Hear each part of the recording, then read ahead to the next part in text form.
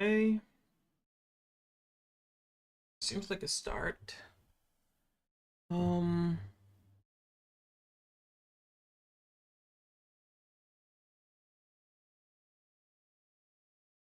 Okay.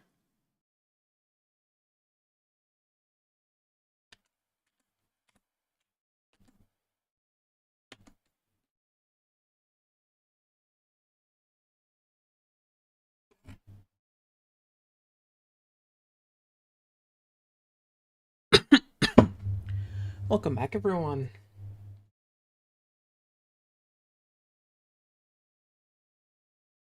Give me 1 second to finish getting everything set up.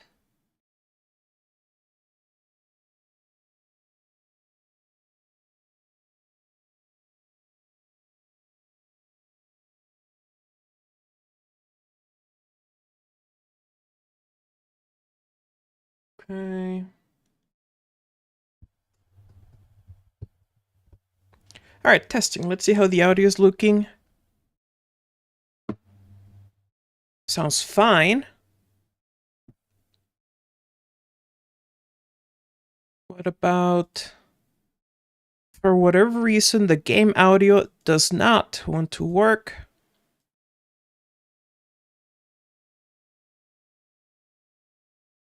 Let's fix that.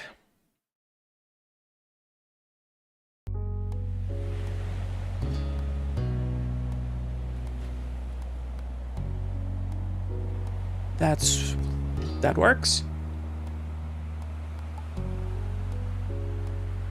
All right. Copy.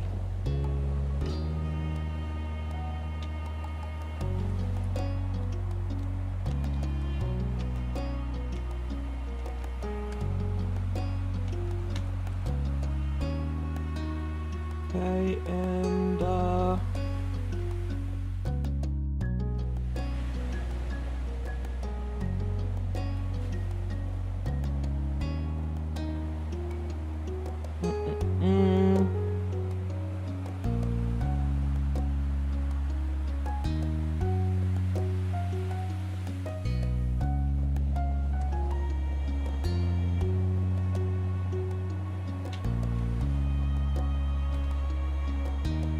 okay. What am I missing?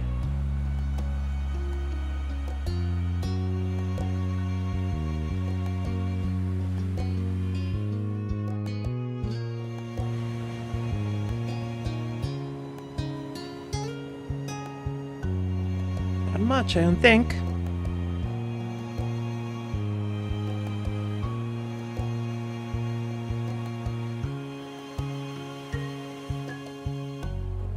Alright, let's load up.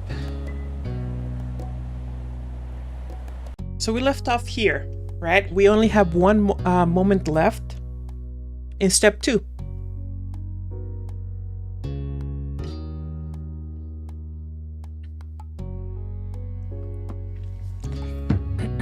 And it's my favorite.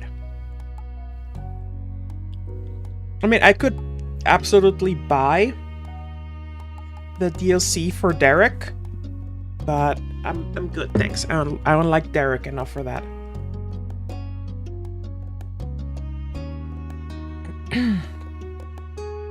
Hey Trix, welcome back to the stream. Glad to see you. Hey Tricky, glad to see you too. How's the audio? My microphone volume seems low to me.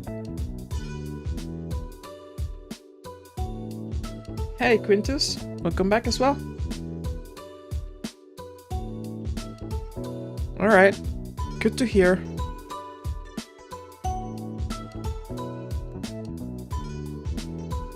I can has blood. I mean, if you're willing to hunt a blood bag for yourself, I'm sure you'd get it. But for now, let's talk about the road trip. Even though you were awake, the sun had barely peeked its head above the horizon. And the sky above was still dark, though lightening by the minute. Usually you wouldn't be up so early, especially during summer vacation, but today was different. Today, instead of the lazy days you were used to, everything around you was a flurry of activity as both your family and Cobes prepared for what lay ahead. Because parked in the street just outside your house was a massive RV camper. So big, you couldn't even see Cobes' house behind it. His parents hadn't rented the RV for a few days.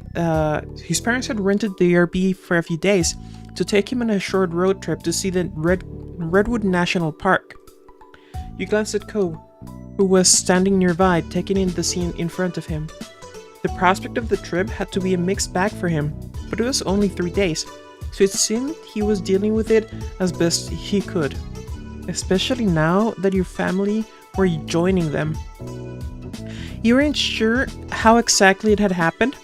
You knew your parents and Cove spoke to each other often, and somehow along the way, plans were made after Cliff offered to share the space. The parents all thought it was a fantastic idea. You had already gotten a good look inside while helping to load everything in, and you had to admit that while it was a really big car, getting that many people inside was going to be snug. Let's go. Move it or lose it, kiddo. I like her smile. Mom bustled past with the cooler in one hand and a large bottle of water under the other. She was upbeat for this early in the morning. Ma, however, seemed to be on the other side of the wavelength. She followed behind her wife, dragging her feet on every step. I'm going to need a whole jug of coffee once we hit the road. You could relate to Ma, it was way too early. Your parents and this are gay, are Cove's gay no, Cove's parents are not. They're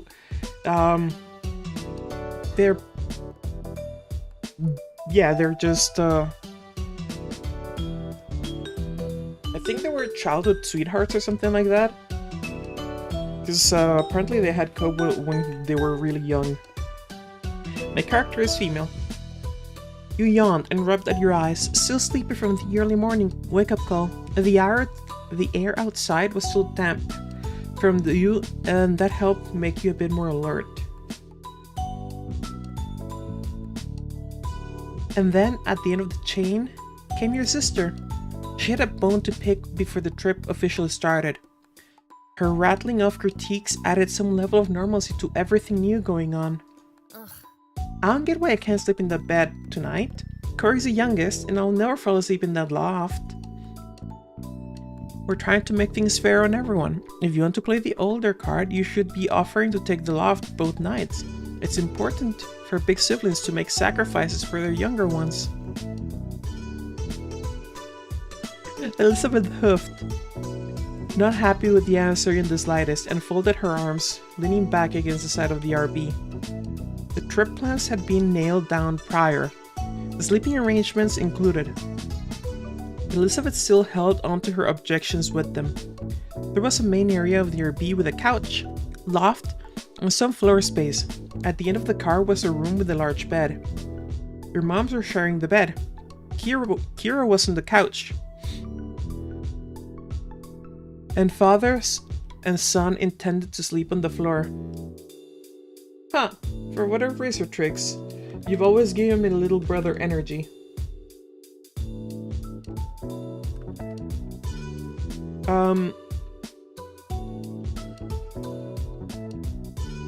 Sorry, what was it? And Kira was on the couch and father and son intended to sleep on the floor. I'm sorry, excuse me, it seems a little weird, right? Cove's parents rented this, right? It's their trip. And somehow, some way, Cove and his father are on the floor, his mom is on the couch, and our moms are in the bedroom. Seems a little weird to me, maybe. I mean, maybe I'm just being... Maybe, yeah, there's something I'm not getting, but... Whatever. The adults determined you and Elizabeth would switch between the small loft above the driver's seat and sharing the bed with moms. You're fine with this arrangement. You were excited to sleep in the loft. You felt sharing a bed with your parents was gonna be awkward. You were looking forward to a sleepover with your moms. You weren't happy either, but didn't want to make a fuss. You thought it was unfair that Cobb had to sleep on the floor. I'm thinking 6 here. I'm thinking 6 for sure. It's like... Is it even that big of a deal? I mean, kinda, I guess, but they're the ones paying for the RV. You pay for it, you get the bedroom. After all, it was supposed to be a trip for him. And his family for years ended up coming along too. Now he had been kicked out of every bed-like space and put on the floor. There had to be another way to organize things so it was better for him.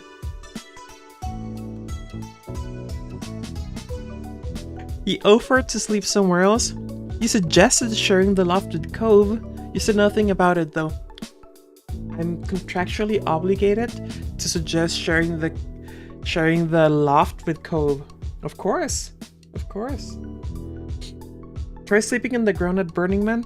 I guess.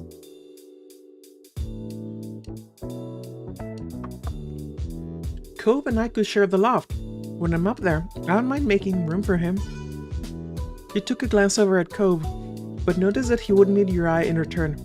He wasn't able to say anything in response to the suggestion. Either.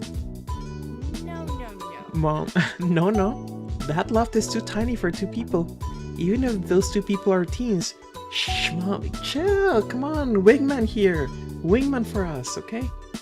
The last thing we need is one of you rolling off and crashing poor Cliff beneath you. We'll take over his driving shifts. That's fine, I'm willing to make that sacrifice. The 3 other parents all laughed at your mom's joke. Is it just me or does she have crazy eyes? They do look a little bit unsettling, but I promise she's not crazy. Or if she is, she's put all the yandere days behind her by this point, okay? She's a settled mom, right? She doesn't have time to be a yandere anymore. She contains it. You finally caught Cobb's eye and he gave you a tiny smile before shrugging. With a sigh, you had to admit defeat. There is no secret murder route. Alright, you lot. Does everyone have everything they need? We're heading out in 5 minutes now. Now's the time to double check. You don't want to forget something important. At the word, Elizabeth yelped and dashed back into the house, her bedhead hair bouncing behind her as she went. Welcome back, Trekkie. Doesn't look like it. No, there's no secret murder route.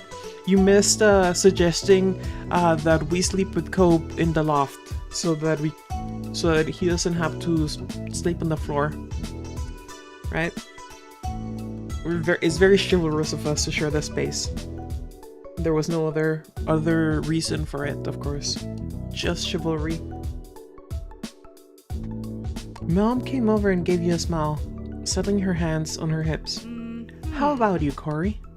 Do you have all your clothes packed? Toiletries, deodorant, floss?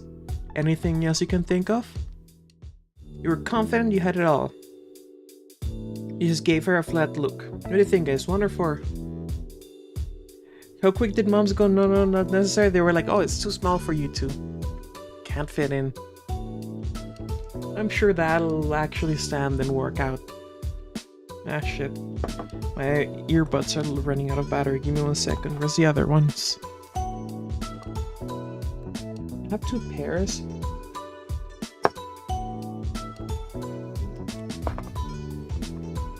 Fuck. It would be funny? Nah. Confident you had it all. Waiting to make sure everything was organized and ready to go. You had packed the night before and set your alarm too. Yep, I'm good. With a few minutes left to spare before leaving, you mentally went over what you had packed for the trip. Clothes, a pillow, and blanket. usual day-to-day gear for most people.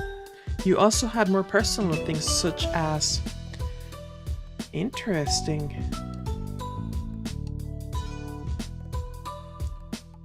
Managed to sell one of the children for the game ended. Rip Shiloh that money probably used with funding the country club lifestyle. Oh my god, that's so fucked up, Turkey. So we're taking the pajama shirt, of course. You wanted to have something comfortable and special to wear on a trip like this, and you wanted Cope to know you were still using it.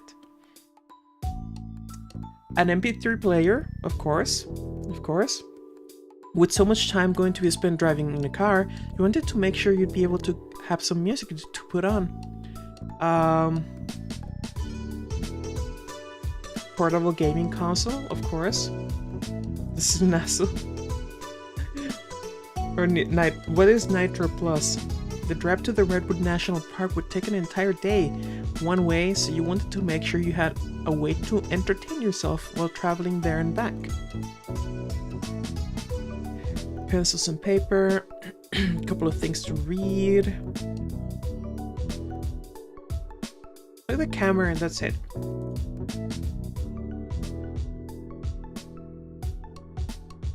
You knew you'd have plenty of time for them both on such a long drive. And that was everything. We wish you saw the child because he's annoying. Lo and behold, the next chapter he wasn't there. Coincidence? I think not. Yeah, Shiloh disappears. Oh, Priest, this is Cove's mom. Hey, let me take that for you, Corey. I'll store it in the RV. There's a few spots left. It'll fit. You let Kira take your bag and gave her a grateful smile. With nothing left to do, you watched the others getting ready for the trip. Kira and Cliff seemed to have the most energy of anyone. They were finishing packing the suitcases away while your moms had gone to lock up the house. Major surfer chick vibes, no wonder she married his dad, I know, right? They high-fived whenever another one got cramped into the storage compartments of the vehicle. Even though your own parents were more awkward than Cope's, you could tell they were both excited for the trip. It had been a while since your family had been away, anywhere together. Elizabeth skipped towards the RV, a bag slung over her shoulder, and you were surprised to see she seemed more optimistic about the whole ordeal now. What is overflow? And remember, this is YouTube, so I gotta at least try to limit the damage. Yeah. Yep.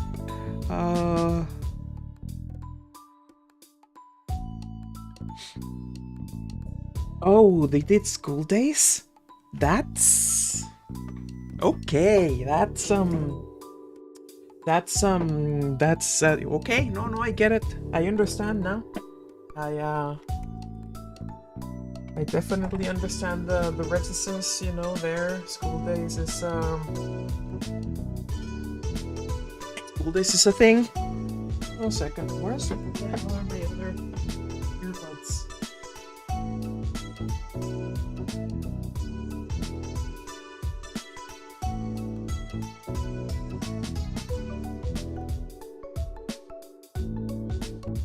There we are. This a mountain of clean laundry that I haven't folded or put away. Yeah, we couldn't discuss that on YouTube. Yeah, definitely we cannot.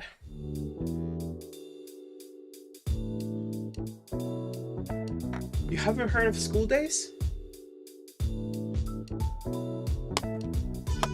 Because you don't want to hear of School Days, I'll be honest, you don't. Oh, you have? Yeah. Yeah, there we go. Oh, damn it. 1 second.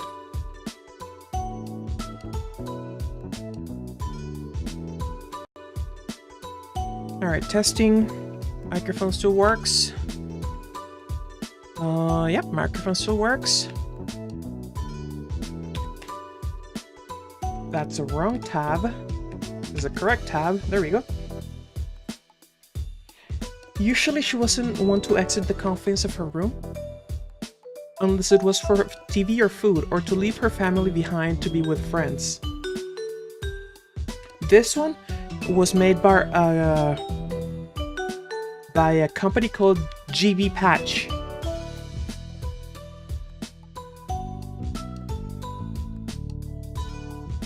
You would have thought 3 whole days packed in an RB with 6 others would be too much for her, but it was a nice surprise.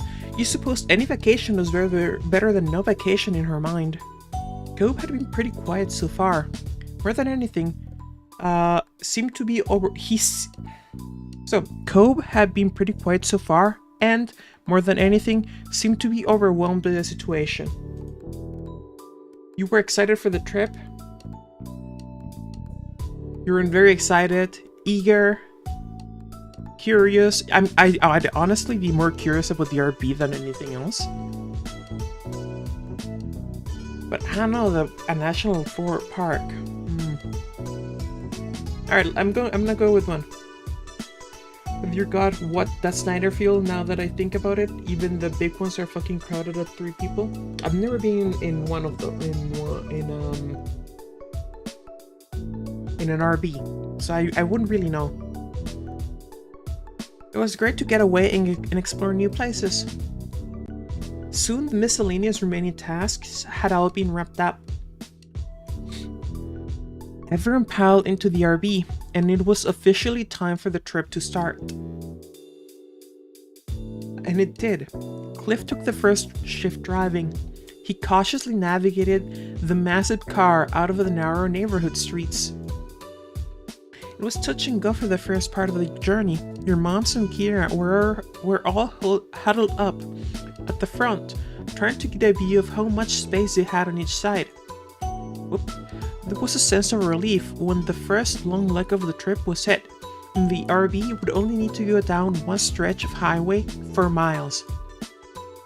The mom group cleared out of the driver's area, leaving Cobb's dad to it, taking more comfortable seats around the main cabin.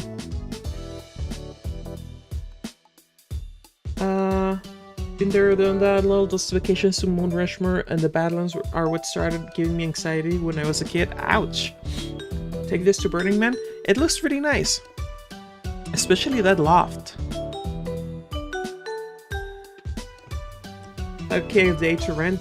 Yeah, possibly. Mom, you felt like you could finally relax now too. Time slipped by as morning faded away. Before you realized it, the engine of the RB came to a stop, but it only halted for a few moments as Cliff climbed out from the driver's seat and Mom took over. Ma was sitting shotgun, giving Mom a quick tutorial on the controls as it was their first time driving anything this large. Cliff groaned as he headed towards the rest of you, stretching his arms above his head and loosening up his muscles. That's Trix, that is Cobb's dad. This guy over here. Yeah. Problem with taking it to the burn, cleaning it? Yep. We're making good progress. Yeah, maybe you should take a nap in the back for a while. That was a long haul you just did, and I know you're on less sleep than usual. Cliff waved a hand. Cliff waved a hand. That trademark grin of his slipping into place. I don't need help. I've still got a few miles in the old tank. He flexed an arm, showing off his muscles to drive the point about how resilient he was. Home, and Kira rolled her eyes in amusement. That everyone has to sleep. Cobb shook his head at the tough guy act, though Cliff simply chuckled and ruffled his son's hair. I imagine because there's a lot of bodily fluids involved.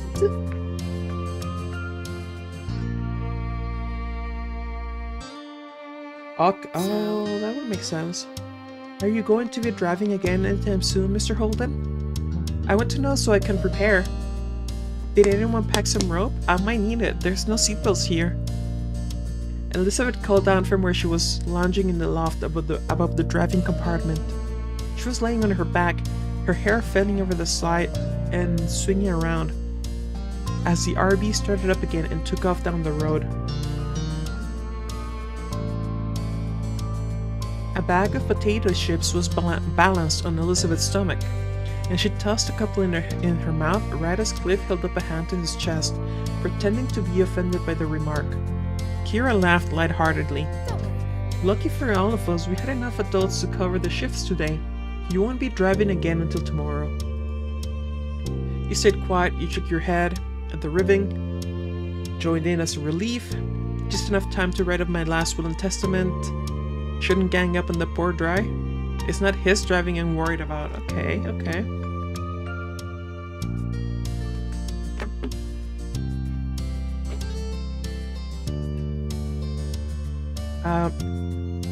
I think you meant to say alkaline, basic, not acidic. Alkaline is the opposite of acidic. Alkaline is a base. I think. I'm pretty sure. So what you're telling me is that Burning Man is pretty basic?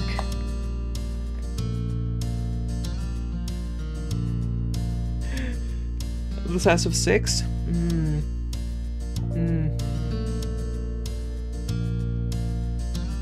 It's not his driving I'm worried about. Let's not forget how many times Mom has put a dent in our car. It was only twice, and neither of those times is my fault. Thank you very much. You can go to Mexican Hill now? Have you not read my name? That's just home. That's where I come from. Mictlán is my hometown. I go there every Christmas and Thanksgiving. I know. You wouldn't think Mictlán would celebrate Christmas and Thanksgiving, but any excuse for food is good one in the eyes of Mexican people. Mom then shouted back in her seat to join in the conversation, a playful smile tilting her lips. What I'm more worried about is this old monster getting us there and back again before falling apart. It looks as though it was built in the early 90s. It must be older than some of the occupants. That's just the aesthetic of the decor. It's not that old, I think. Did you ask what year the model was before you rented it? Kira wrinkled her nose in thought. Yes, I did. I just can't remember what the answer was. Cliff chuckled at her, while the rest of you let out a collective sigh. I'ma put you in more tequila pong. That'd be fun. The Novosh's Gotti. I'd love to go with Riz and play some shot pong. I've never played beer pong. I kind of want to be honest.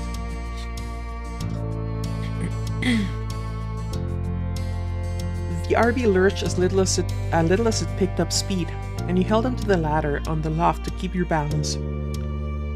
What ladder? There's no ladder on the loft. What are you talking about? You felt something graze the top of your head before a weight settled onto your white hair. When you tilted your head up carefully to look, you heard the rustling of the bag of chips and realized Elizabeth had rested the end of it on your head.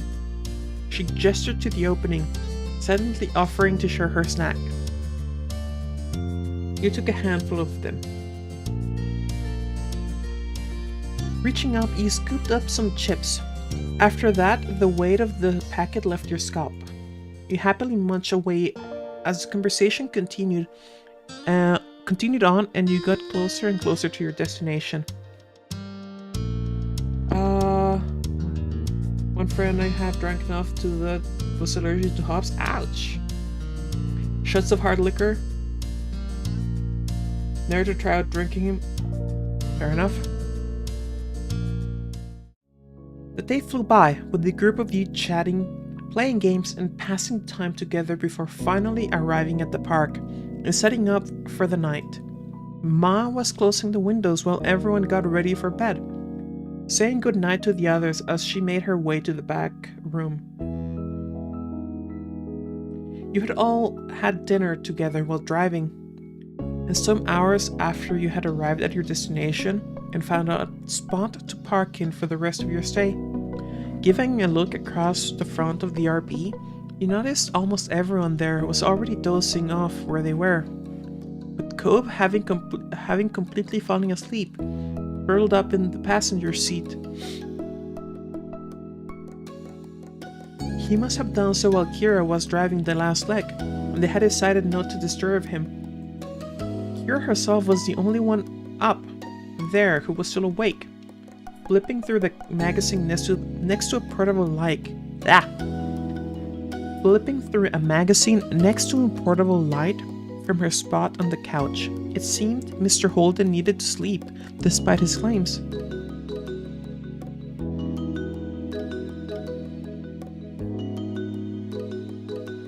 You followed your moms into the back room and closed the door behind you before crowding into the bed between them. It was a queen-size bed, so there was enough space for the three of you together without too much squishing. Good night.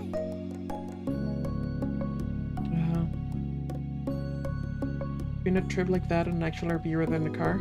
Yeah. Get a good rest, Corey. We've got a big day ahead of us tomorrow. That's fantastic. I'm looking forward to the bushwalk in the morning. It's been a long time since I was out in nature like this. There'll be plenty for us to see.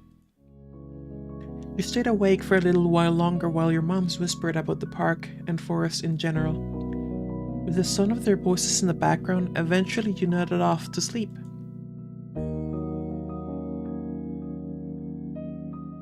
The next morning you were up bright and early, preparing for the day ahead. You had slept well. You fell asleep before you knew it and had woken up rested. Ma whined a bit about the firmness of the mattress, but Mom had only encouraged her to enjoy the trip while she could. While looking for a spot to get ready, you had some trouble finding a space of your own, as the others were doing the same thing. Cope was perched on top of the counter, brushing his hair and tucking his legs every time someone wanted to move past. The parents were checking and double-checking and triple-checking that you had everything, to the point where you had stopped listening to them altogether.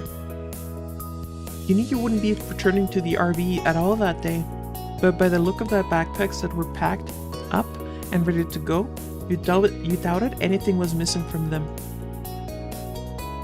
It didn't take much longer until you all exited the RV in a bustle and headed into the Redwood National Park.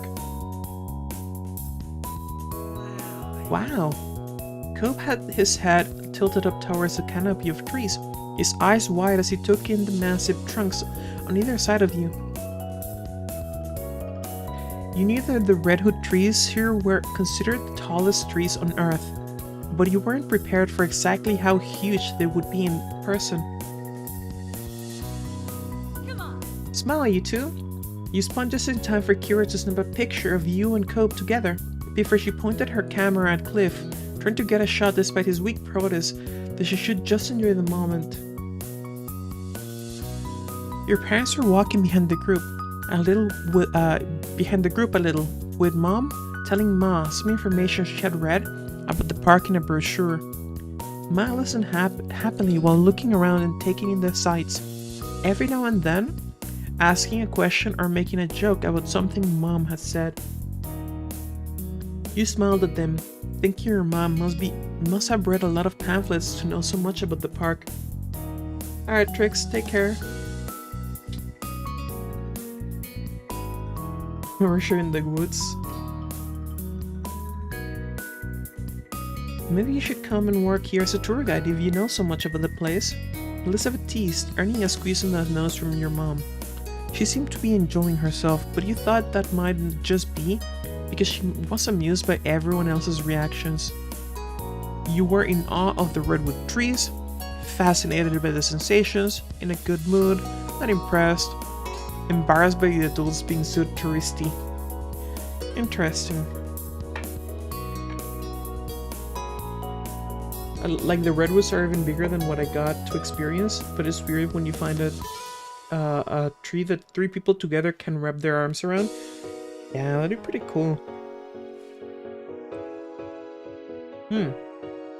So, I'm thinking one or two.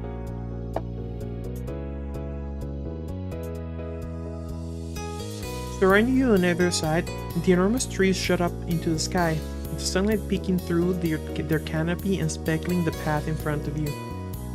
The sheer size of the redwoods made you feel like a tiny ant bustling along through the forest. The adults had decided on some casual nature walks, rather than any serious hiking, and you strolled along at your own pace, taking in the scenery. Elizabeth sped up a little, smirking at Cove as she fell into place between the two of you, and immediately you could tell by her expression she was gonna say something taunting. I can't believe our families are actually on vacation together. She threw her arms out, speaking with a genuine sense of bewilderment. I would have joked about something like this happening, but now I'm not so sure I want to give them any more ideas. Cove smiled at her, even if it was a little awkwardly, and continued walking along. Just watch. Next year they'll be talking about their next new amazing idea. She put on a fake voice deeper than her own. We should sell both our houses and move in together. Think of how much we'd save on the mortgage. That'd be funny. It was clear that Elizabeth was being sarcastic. Cove simply shook his head, not really bothered by her. You suppose he was used to it by this point. But seriously, they really do act like we're a single family, just because we live across the street from each other. It's not because we live across the street from each other. You fucking know why, Elizabeth. They've been shipping Cove and us since the very beginning. Elizabeth gave you and Cove a look, her eyes glinting with mischief as she leered at you. Yeah. Maybe one day we will be related. Legally, anyway. She said it as though she was a gossipy old lady. But she almost immediately dropped the tone and nonchalantly said her real thoughts. At least that's what Matt thinks.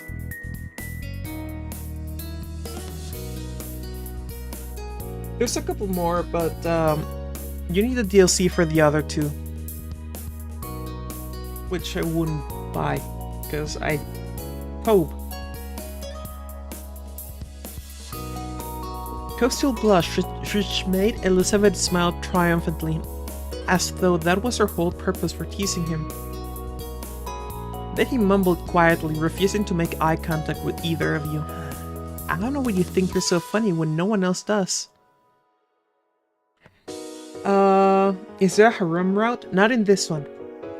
Supposedly in the sequel? Well, not the sequel, it's not actually a sequel. But in the next visual novel they're making, there will be a thruple route. An OT3 route. Okay, come on. Like, cut it out. He has a point. Ignore her. Embarrassed, but come on.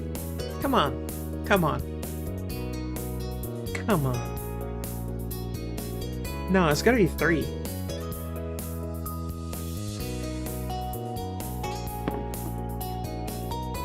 That would be fitting after all. Considering what you thought about when you first met him. He looked at you in disbelief.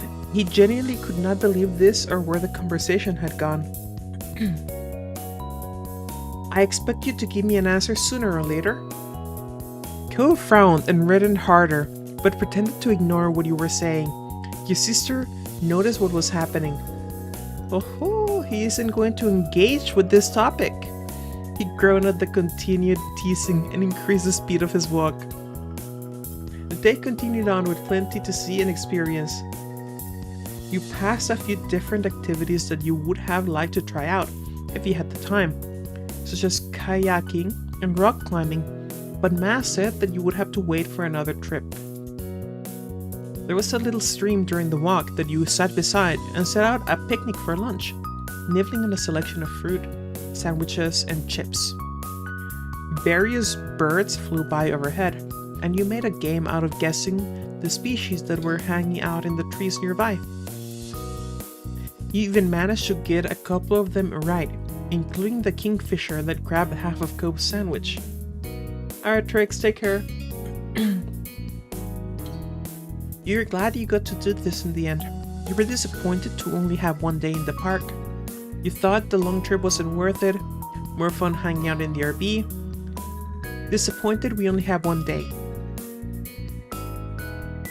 There was so much here and you felt like you'd need a whole week, maybe even more, to experience it all. You sighed quietly to yourself, wondering if you'd get the chance to come back. Your group made it back to camp just as the sun was setting in the sky, and the stars were appearing, one by one. Everyone had enjoyed different parts of it. Most. You traded stories of what you thought while you were eating to dinner. Then afterwards, you pitched in to help clean up. You, along with Elizabeth and Cobb, got to head back to the RV early and spend some time together while the parents stayed outside longer.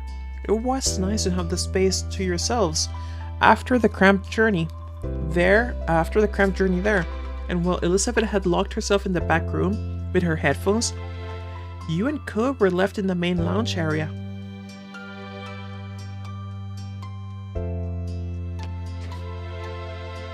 You hung out with Cobb. Well, let's take a load off. We've got some time.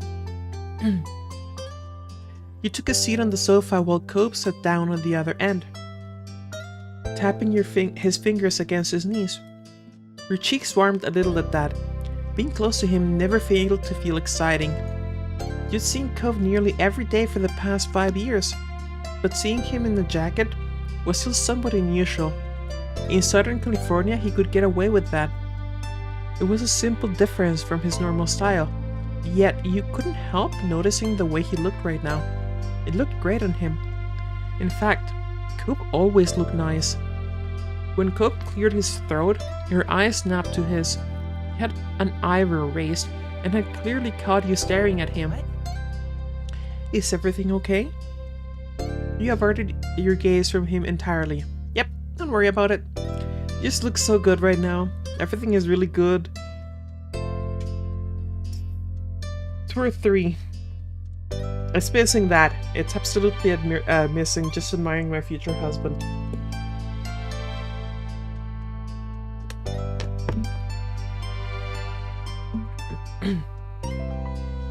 Cobb immediately blushed at the unexpected compliment. What? It didn't say anything more than that one-word question. You decided to elaborate further. You know, I hardly ever see you wearing a jacket, especially in summer. Yeah. Oh yeah, I like wearing as few layers as possible. It's easier that way. I'd rather be cold than extra hot, and it's kind of a pain to carry extra clothes around. My parents made me bring this jacket.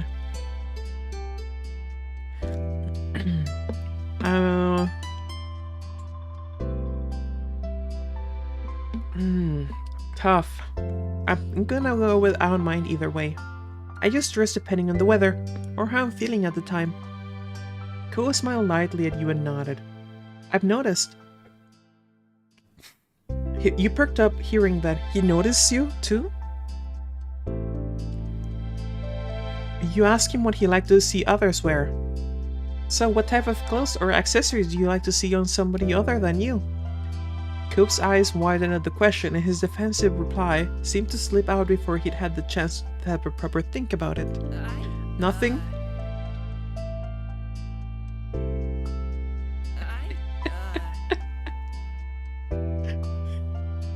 Hey, the birthday suit, I guess. I guess we'll go with the birthday suit. I wasn't going for that, but he wants it. It's a little bold, but whatever. What is my future wardrobe about to be? Yes, exactly. A sort of laughter escaped you, and even though Cole's face flushed red, you could see the hint of a smile on his lips too. Come on, that's not what I meant. You composed yourself and sat up straighter, all traces of laughter disappearing from your face. Answer what you do mean then. Isn't there anything at all you think looks good when you see it on someone? Cobb mumbled under his breath, and you couldn't quite catch the words. He was having a difficult time with the subject.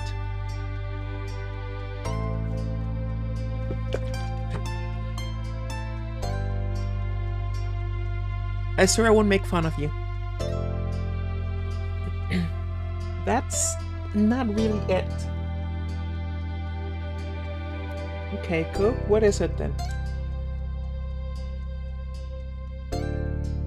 Cobb seemed pretty grumpy about your statement, but you weren't ready to give up so easily.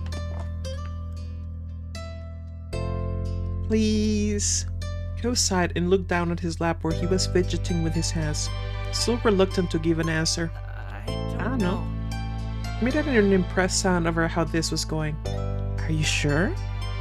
Fine, I guess I kind of like ankle bracelets. Ankle bracelets? Yeah, everyone can wear a pretty bracelet. Wrist ones are cool too, but they're pretty normal. There's something fun or flirty about ankle bracelets. It's more special or something. I don't know how to explain it. Yep. He's a food guy, calling it now. Alright. Okay. Cobb brushed his knuckles against his cheek awkwardly, seemingly unsure where to go from there.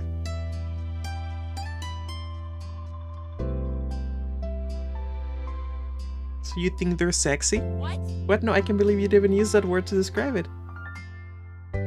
Cobb had been absolutely scandalized by your statement. You could only laugh. Alright. I like them too. Cobb smiled at you, happy to hear he wasn't the only one who felt that way. When he said nothing else, you took a moment to gather your own thoughts. Had to get an anklet on ASAP.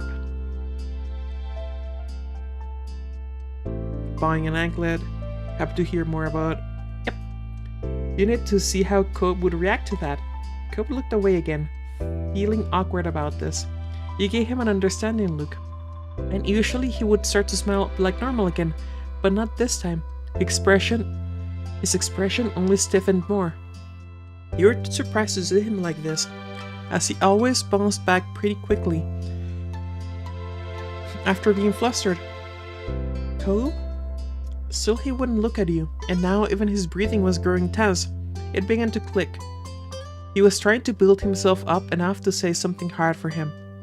You waited for it silently, until finally he picked your way through the corner of his eyes. You were fully attentive by this point for whatever he was going to mention next. People having red eyes. It's also something I like. Huh? For a moment you were stunned, and at a complete loss for words. That was definitely not where you imagined this was going. Cobb faced you head on, his expression full of desperate meaning. You got the distinct impression he hadn't chosen that just because he liked the color red. He chose it entirely because that it was your eye color. Was he trying to flirt with you? That was all you could think. Your legs felt like jelly, and you wondered if you might fall right off the couch. What do you like for another person, Corey? Muscles, pretty hair, glasses, blue eyes, or all of the above. Cobb went still, his eyes widening in surprise. It was definitely a lot for him to hear, but you couldn't help yourself. It was the truth. You adored him. Blunt as a sledgehammer? Mm-hmm. Correct. And now you were both flirting with each other. He placed his hands in his lap and looked down. It seemed he hadn't expected to get this far, and didn't know where to go from there. With that, the topic abruptly dropped off. Cobb officially had no more to say on it. The parents all arrived soon after, each of them climbing into the RV, finding some place to sit down and rest their legs. Elizabeth, having heard the commotion, came out from the room for the first time since arriving and joined you all. You spent the evening together and chatting and playing a few games, enjoying the last evening of the trip together. Bedtime arrived within the blink of an eye. As the group hunkered down for the night, your mom did a final round to be sure nothing had been left behind. She explained that Cliff was going to start driving early in the morning, like on the first day, but would be letting everyone else in the group sleep. There wouldn't be a need for all of them to get up. Now was the time to check you hadn't left anything outside. You, as well as everyone else, were confident you had it all packed up, aside the RP, which meant it was time to get some rest before the journey home tomorrow. Your mom and Elizabeth said goodnight, heading to the back room while you climbed up to the loft. Cobb and his family got situated below in the previous set arrangement. You tried to get comfortable as a million thoughts were running through your mind. It was hard to believe that the trip was practically over. And before you knew it, you'd be back in your own bed at home. You enjoyed this mini adventure. Yep. It was short, that was for sure. But you got to see and do so much during your time here. All in all, it was a nice break away from home. The minutes ticked by silently. It didn't take long for the soft noise of Cliff and Kira to drift up to you. They were asleep now. You wonder if Cobb was still awake, and decided to poke your head out from the loft to find out. You blinked through the dark. Looking down the hall, you noticed Cobb laying on his back, his eyes staring straight up at the ceiling. His seafoam hair was spread out on his sleeping bag. He must have felt you watching him, because suddenly his eyes locked on yours. It was difficult to see much in the dim light, but you could make out the crooked smile on his face well enough. You grinned back at him. Cobb shirked in his bed while still smiling, or at least you thought he did. You didn't gesture for him to come over, went back to trying to sleep, decided to have fun quietly. Come on. Cobb looked unsure about it, but you were happy to see him slowly start to sit up anyway. His sleeping bag rustled as he moved, though he tried to go slow and froze up like a deer in headlights every time he made a sound, watching his parents for any sign of movement. Eventually he managed to maneuver around his sleeping dad and made it to the ladder, standing on the bottom rung where he looked up at you and whispered. He opened his mouth to speak before it shut closed for another second. Is that my shirt?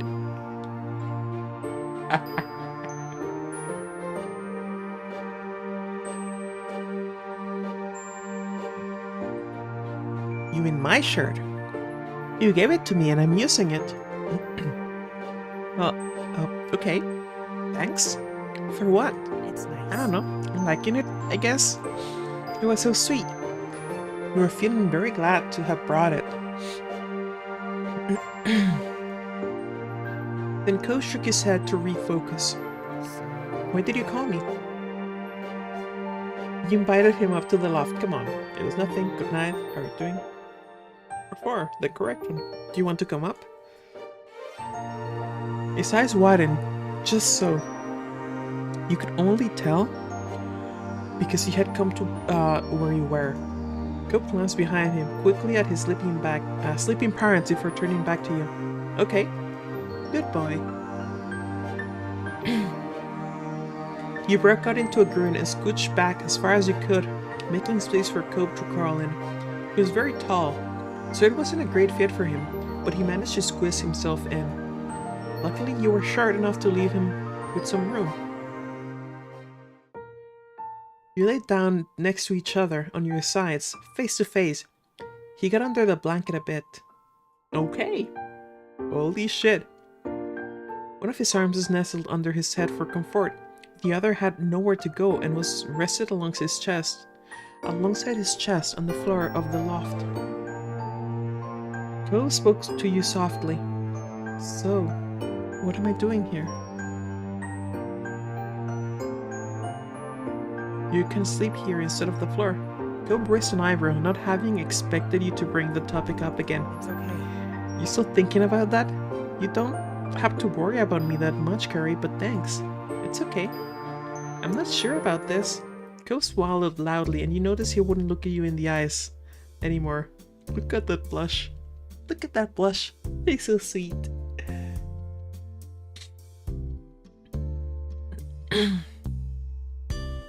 You felt comfortable being so close, and his reaction made you happy.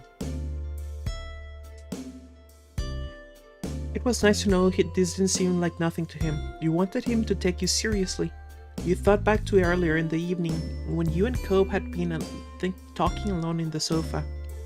You had definitely been flirting then, and now you were here. You nudged closer to him, touched his arm, tried to ease things with conversation, and you laid there silently. Let's start this. You let your fingers on Cope's arm, feeling the warmth of his skin beneath them. Cope's face flushed dark enough to notice, even in the almost pitch-black RV cabin. The hand resting in front of him tightened, balling into a fist. Are you okay? You seem tense. Yeah. I'm fine. I mean, I'm not dying or anything. Cope's eyebrows bent up nervously, but his smile widened. He curled himself deeper into the loft and closer to you. He looked away as he did it. There was almost no space left between he and you. Cope's breath tickled the side of your face. For a moment, you stayed together like that. Neither of you spoke a word. When your eyes locked again, Cope seemed almost taken aback by the situation, as though it hadn't completely hit him what it was going to feel like to do this until just now. He opened his mouth to say something, but shut it tight before anything came out. You fucking called it, Trekkie. You called it.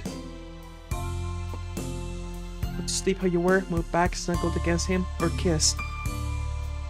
Let's see the snuggle first. You closed the distance completely and nestled your face into his chest. You could hear his heart beating rapidly. Kyo stiffened out and let out a yelp, which he quickly bit down on his lips to stifle. He gave an apologetic look. This still wasn't bad for him, just surprising. After a few more moments, he settled in, his breath deep and steady. He rested his chin at the top of your head. You would peek up and see him smiling, and it made you happier to know he was enjoying the moment.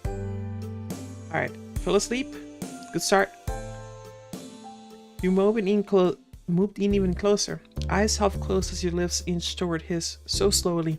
Cope froze immediately. You could feel his body trembling against you as you neared. You were close enough to be one motion away from placing your lips together.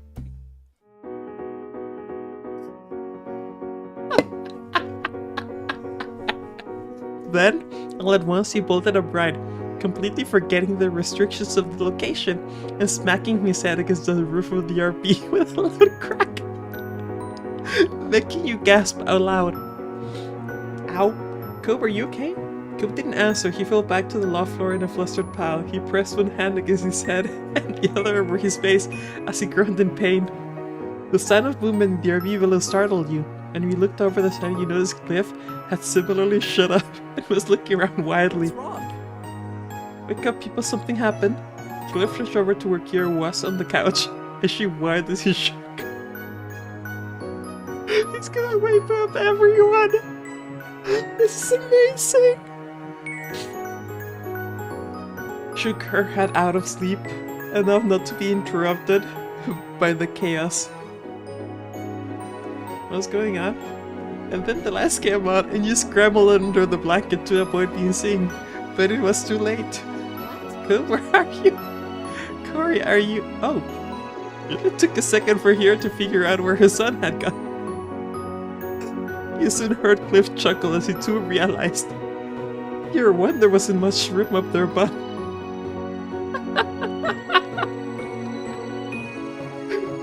groaned terribly again, but this time it was out of humiliation.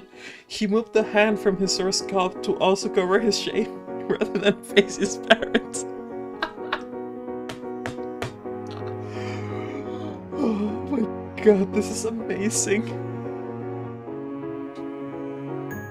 What's with all the noise out here? To your horror, the door at the back of the RV opened, and Elizabeth, as well as your mom, peeked their heads out into the hall. Is everything okay? Sorry. Is nothing sorry for waking you up? Cope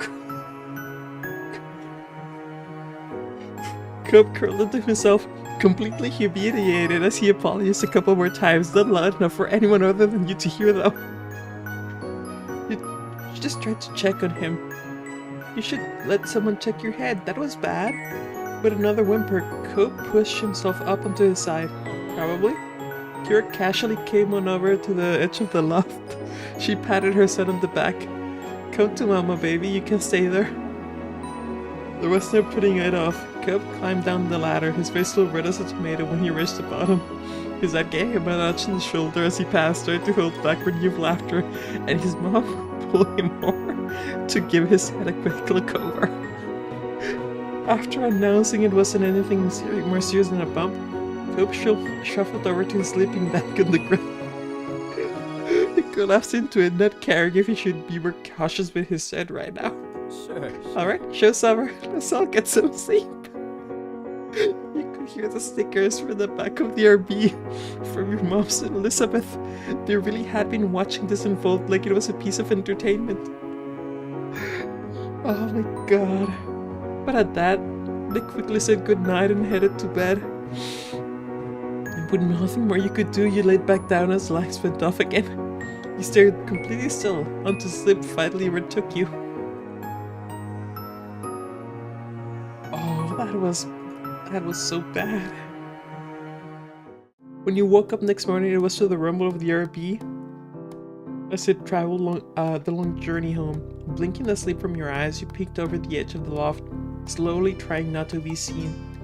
Cope was sitting on the couch with his mom, the two of them talking quietly together. His head was hung low. You blush when you remember what it was like last night, just the two of you up in the loft, and the way you almost kissed. Kira suddenly looked up and caught your eye, and your face grew even hotter, though she simply smiled at you. You knew it was going to be a long time before either of you lived this down, if you ever did. Soon your moms and Elizabeth emerged from their room, dressed and ready for the day of travel. You spent most of the day hanging out together in the RV, savoring the last few hours of vacation. Kira suggested a few different travel games she used to play with Cope when he was younger, and you all had a great time competing against each other. A little later in the day, you tried to talk to Cope about what happened in the loft, but he simply apologized and changed the subject. It was a bit too much for him to try speaking on, especially right now. You understood. When the RV finally pulled into your street, it was well into the night, and you were looking forward to crawling into your own bed after the last few days away. Everyone else must have been feeling the same because it was mutually agreed that unpacking and cleaning the RV would wait until morning. Once home again, you started up into your room and dropped onto your bed, shoes and all.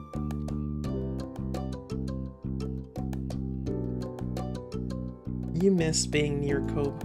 The two of you had basically been living together for 3 days. It was nice, but you knew that it wouldn't be the last time the two of you would spend time together. And that thought comforted you. Without those last few thoughts drifting through your mind, it wasn't long before you dozed off to sleep. Tomorrow, life will go on like normal.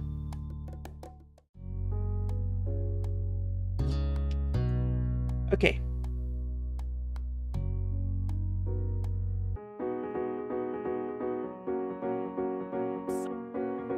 Oh god, that was so fucking funny. I'd forgotten about that. You snuggled closer to him. You closed the distance completely and nuzzled your face into his chest. You could hear his heart beating rapidly. Ko stiffened up and let out a yelp, which he quickly bit down on his lip to stifle. Stifle. He gave you an apologetic look. This still wasn't bad for him, just surprising. After a few more moments, he settled in, his breaths deep and steady. He rested his chin against the top of your head. You could peek up and see him smiling. It made you happier to know he was enjoying the moment too. The two of you fell asleep before long, cuddled up together. When you woke up the next morning, it was to the rumble of the RV as it traveled the long journey home. You noticed quickly that you weren't as warm as you had been during the night, and when you checked next to you, Cope was gone. Blinking sleepily, you peeked over the edge of the loft to find out where he had gone. Maybe he had snuck back to his spot on the floor during the night. However, you soon noticed him sitting on the couch talking quietly with his mom. His head hung in embarrassment. Your movement gave you away, and Curious suddenly looked up and caught your eye. She simply smiled amusedly at you, and it was obvious what happened. Cope hadn't gotten away with it. They found him here in the loft, and then you woke up what he was trying to explain. You knew it was gonna be a long time before you lived this one down, if you ever did. Soon your Miles and Elizabeth emerged from their rooms, dressed and ready for the day of travel. You spent most of the vacation hanging out together in the RV, savoring the last few hours of vacation of the day. Okay. Here suggests a few different travel games. Competing against each other. Little tried to talk to Koba about what happened. He simply apologized and changed the subject. It was a bit too much. Okay. Search for your room, drop onto the bed, choose all. You miss being near Cove. Alright. Tough choice. Tough choice.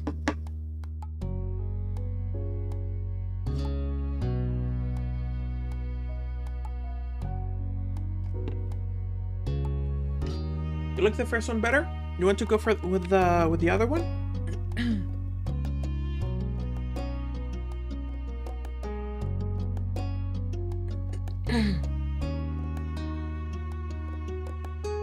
I'm okay with that because both are great. Like, holy shit, both are amazing. No. Load.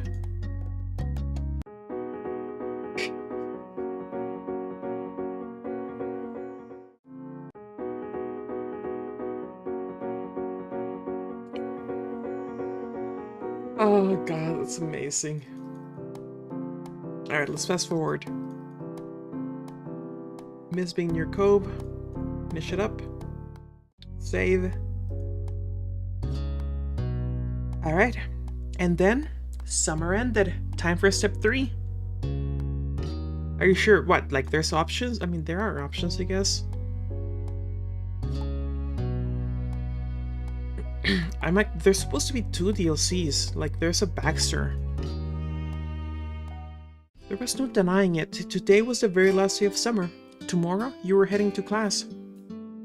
Your feelings were muddled. It was a bummer. Summer had been so much fun. When you thought about going back to school, it was with a sense of loss. Soon, you wouldn't be able to choose how your days were spent without the school bell telling you where to be and when. It was with a heavy heart you chose your outfit for your final day of freedom. Life was going to be different. You had come to think of the summer vacation as the norm.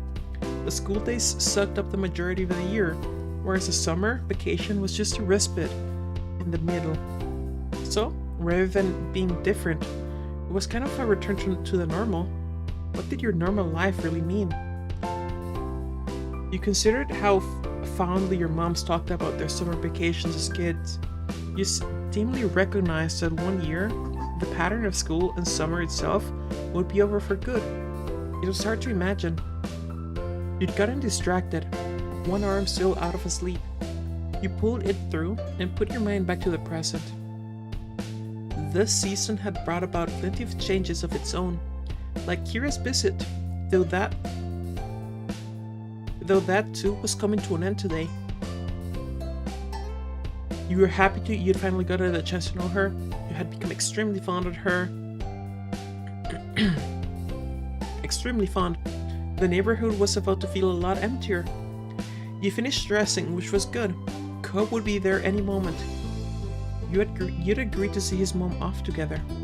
Officially, the plan was that he would come over to bring you round to his house when she was ready to set off, but you both knew that you'd be hanging out for at least a little while beforehand. Kira's visit had troubled Cobb when it happened at first. It had been a sudden change. Thanks to Mr. Holden's infamous tendency to surprise people, but once he was able to adjust, he'd been in pretty good spirits with her around. It was a relief for everyone. You turned to your desk, where the box containing your accessories resided.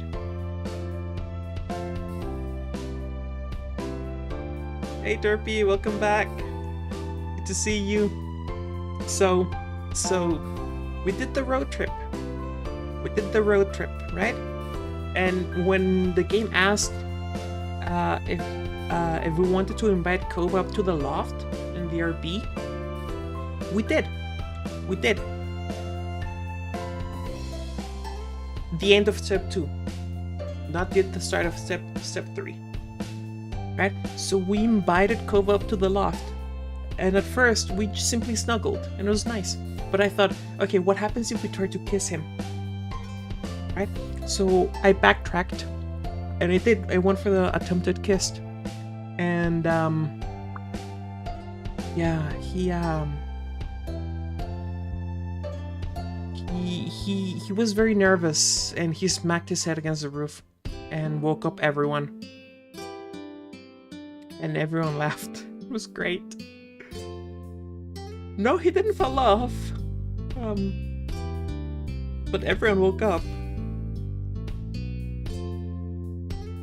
Dr. Bolter Brad was sitting about a foot taller than his head. You'd gone out and bought several anklets, your eyes bored into the box. Should you wear any for Cove's visit today? Of course. In fact, let's go for several. Your heart pounded as you adorned anklet after anklet. Apparently, Cove likes anklets. I'd forgotten about that detail. You had to make sure he noticed, and now there was no way that Cove would miss it. People from the East Coast would be able to hear you jangling. Yes, overdo it. One is good. More should be better. That's how it works, right? The next thought that crossed your mind was, it would only be polite to get the door for Cove when the stairs wait. Met him when he arrived. You could lunch in your room. Nope. You strolled down the stairs. Someone else might have been able to answer it, but he was your guest. It was only a few minutes later when the doorbell rang. As you'd chosen to stand beside it to wait for Cove, there was no delay in pulling it open. Cove was there, just as you'd expected. Seeing you, he flashed you a bright grin. Hey. Hi, Curry. It took you long enough, you only live across the street. You stuck your tongue out at him as you ushered him inside, then bustled him up the stairs. Sometimes you have to send a statement? Exactly, Derpy. What do you mean the Baldur's Gate 3 outtakes? Back up in your room, you sat down in your bed and waited for Cove to settle in as you knew he would. With other guests, you might have offered them a seat, but you and Cove were long past those tentative stages of friendship. Your room was as familiar to him as his own. Wait, that can happen? Shit, I might need to get Baldur's Gate 3.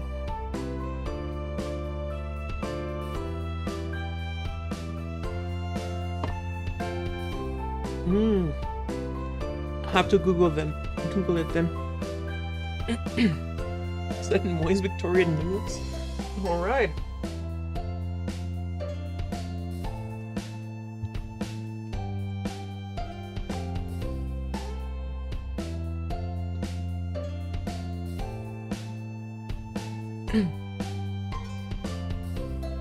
You watch as Cove sat down in your desk chair, his preferred spot. You rolled it closer to the bed. I remember a time when I was younger. My mom had this friend. And this friend was from a friend of hers from like high school or like even middle school.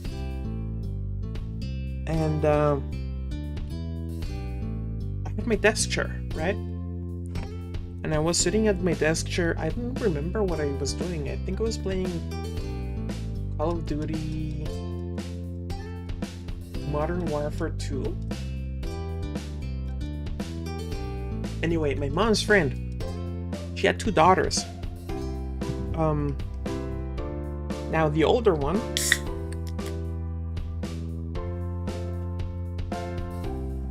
sorry about that.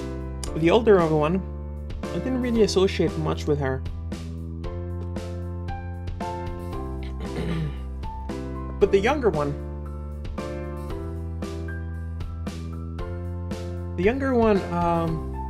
we got along pretty well.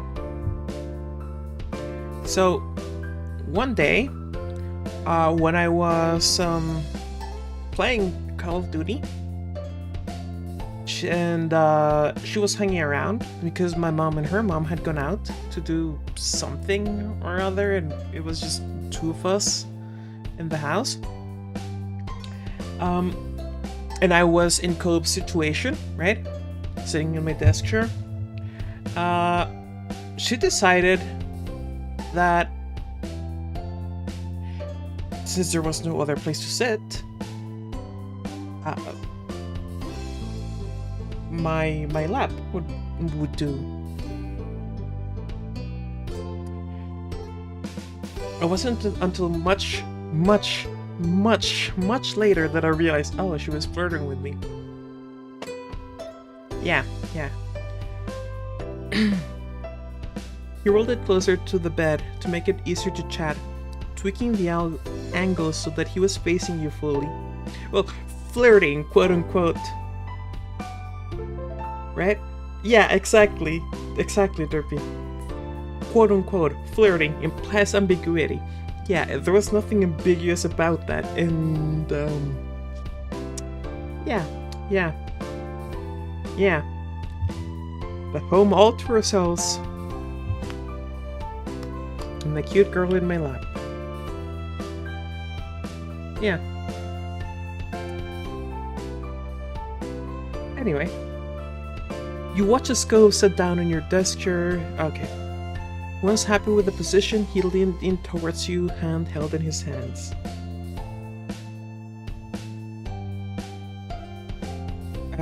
Hands held in his lap. His actions weren't the ones of someone who planned on moving from his spot anytime soon, even though you had an appointment to keep together that day. When is your mom leaving? Don't worry about it. We've got some time. She still got a shower and stuff before she goes. She didn't want me to just keep hanging around while she was doing that.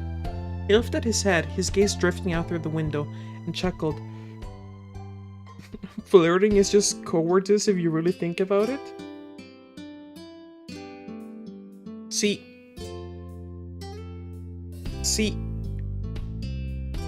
normally I would agree. Kinda. However, I have come to learn, right? I've come to learn that most people don't regard it as such. In fact, most people regard it as part of the experience, you know? For them, it's a bonus. The flirting is a bonus. It's a good thing for them, right? It's part of the hunt, part of the chase. They like it. I don't get it. Yeah, I don't get it. But apparently, yeah. He lifted his head, his gaze drifting out through the window, and chuckled. I can't believe she's already leaving, just when I'm getting used to her being there every day. He leaned back to the chair, wry smile tickling his cheeks.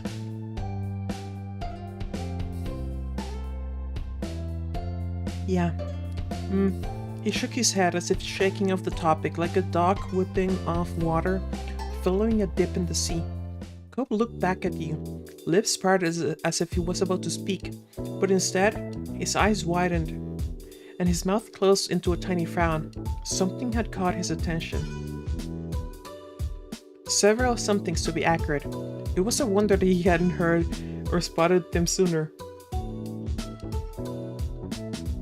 Most people cannot distinguish. There's an actual scientific study considering Corey is playing this game with all the subtlety of a sledgehammer. I think we know where she sits on that. Oh god, the collection. Centric change, the collection, yep. He cast his eyes back up to your face, then back down to your ankle, and back up to your face. He repeated the process once, twice more, as if struggled to hold the two items in tandem. Maybe he was weighing up whether this could be a coincidence or not. Yeah, okay, sure, coincidence. One would be might possibly could have been a coincidence. Not several. If so, you were sure how much clearer you could be while still being able to lift your feet. Wait, she's doing bad for you. Do you get it yet? Twice as plausible deniability. 3, 4, maybe 5? No. No.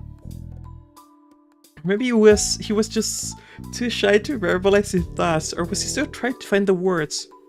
And this was the most he could manage.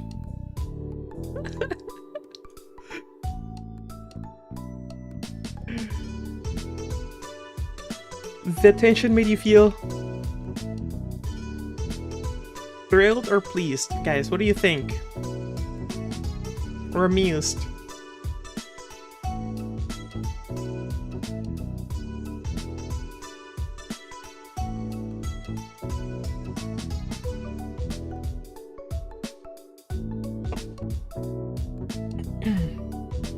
Thrilled, amused. You want? Alright, alright. It was hard not to laugh at Cope's scrambled response. You stifled your laughter with a hand clasped firmly around your mouth. Even Sue, you could feel the way the smile had lifted your face.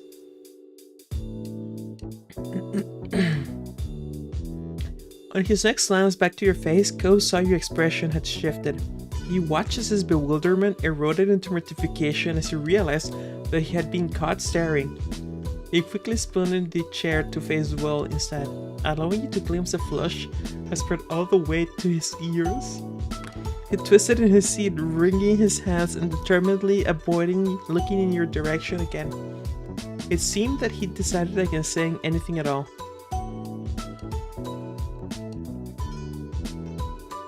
One or four? 1 or 4, guys. Okay, let's go for it, but I want to see 1. Cope mumbled something unintelligible as he slumped over. Knew how he was hunched over? The quiet ones had no chance of reaching you. You weren't going to get anything out of him in this state. You waited for him to come around before speaking again. Finally, he put up very softly. Did you do it because of what I said before? I mean, you don't? Okay. What's the problem, Cope? Same thing, okay. Did you do it because of what I said before? I mean, you know, the last few words were whispered as though they were a precious secret. The ankle bracelet? Maybe. I don't know what you're talking about. His eyes squeezed shut. You had no idea if the anchor made him feel better or more nervous. Okay. You shrugged. Okay. Maybe. Okay. Yes. Same answer for everything. He eventually looked down at his lap, where his fingers were flexing and curling in an awkward dance of nerves. His chest rose as he breathed deep. Well, it looks good on you. Your heart skittered in your chest like a stone skipping across water. One big leap from the unexpected compliment. Unexpected, really, really. Followed by a series of shorter ones as you absorbed the words. You beamed at him. It was looking at you. He was looking at you again. At last, and returned the smile shyly. This really couldn't have worked out better, you thought. And there was nothing else he could add after that. Cope's posture teetered, his eyelids blinking quickly. Corey? I actually kind of wanted to talk about... Where? I'm not in denial. He drew a deep breath before concluding the sentence. What happened to the trip? His voice shook as he pushed the words out. Your eyes grew heavy. At the reaction, Cope pulled his arms around his chest, his shoulders hunching inwards. You knew what he was implying. Back when you'd been in the loft and nearly kissed. Cope hadn't breathed a word about it since it happened. Or well, almost happened. I'm sorry for moving away like that when you tried to. To drift the sentence, you didn't push for him to finish. It had conveyed what it needed. And I'm sorry for how I've been since, acting like it didn't even happen. I've thought about it. I mean, I haven't forgotten about it. I don't keep thinking about it all the time. Uh-huh, sure. Uh-huh. You don't. He hung his red-cheeked head, forehead propped up by a couple of fingers. You could tell that he was already regretting how this was going. Sorry. Sorry for being weird. It's just, I kind of thought or hoped that sometime I'd be able to do this, with me talking about everything. Most of the time, Everything? There's more? He nodded ever so slightly. Your face felt a lot hotter after that. Cope brightened a little at your positive reaction, and his explanation continued. I, well, could sort of picture how it might go. What it'd be like with you and me. But just the first part, I couldn't even imagine anything that'd come after. And now it's actually happened. We're here, He took another deep breath, stuttering on the exhale. This makes things different.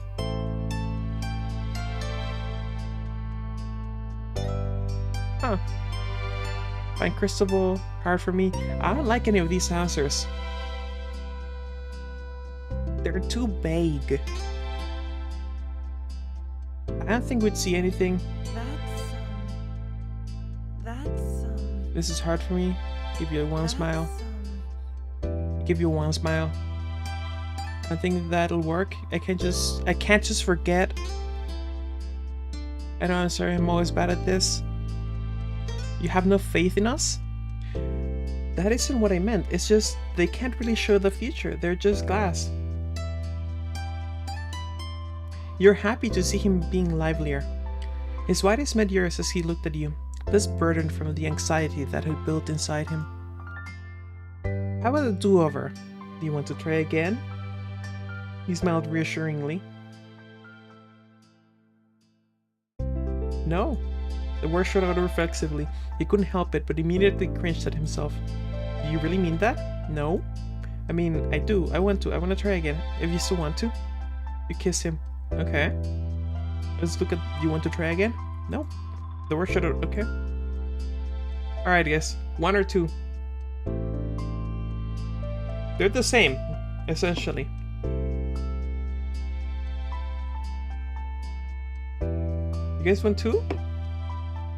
It is more direct. You are right. He couldn't help it, but immediately cringed at himself. You really mean that? No. I mean, I do. I want to try again. If you still want to. You kiss him. You entangled yourself from your resting position and stood up, realizing your intent to go for it. To actually go for it, Ko straightened up in the chair, his hands coiled together in his lap. As you moved towards him, you noticed his knees knocking together as he trembled. His decision not to rise from the chair made perfect sense. If he wasn't shaky while sitting down, there was no way he'd manage to stand without at least one of you falling over. Your legs brushed against his quivering ones as you came to a stop in front of him. Cope was staring up at you. Yeah. He's definitely into the whole small dummy mommy thing. As you leaned in towards him, he echoed the motion and drew in towards you. Once you were close enough to feel Cope's breath on your face, you closed your eyes. The last thing you saw was Cope quickly doing the same. And they kissed. Your lips met with Cope's for a moment. His lips were pressed tightly together, unyielding, but it was alright. You were kissing him, and he was kissing you. Your stomach somersaulted. You couldn't believe it was really happening. In that moment, it felt warm, and it felt nice, and it felt right. He'll hydrate and then kiss him for the reaction. You drew back, and Cope slipped down into the chair, the knuckles of his hands pale after gripping so tightly.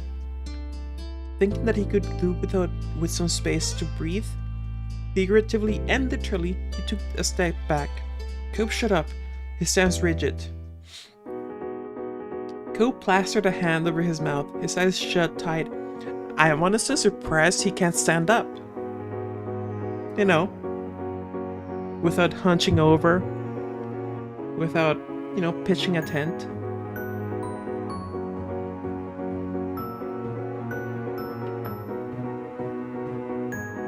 I suppose adrenaline would redirect the blood flow.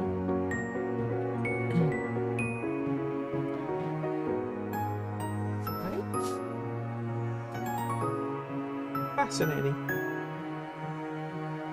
Kel plastered a hand over his mouth. His eyes shut tight.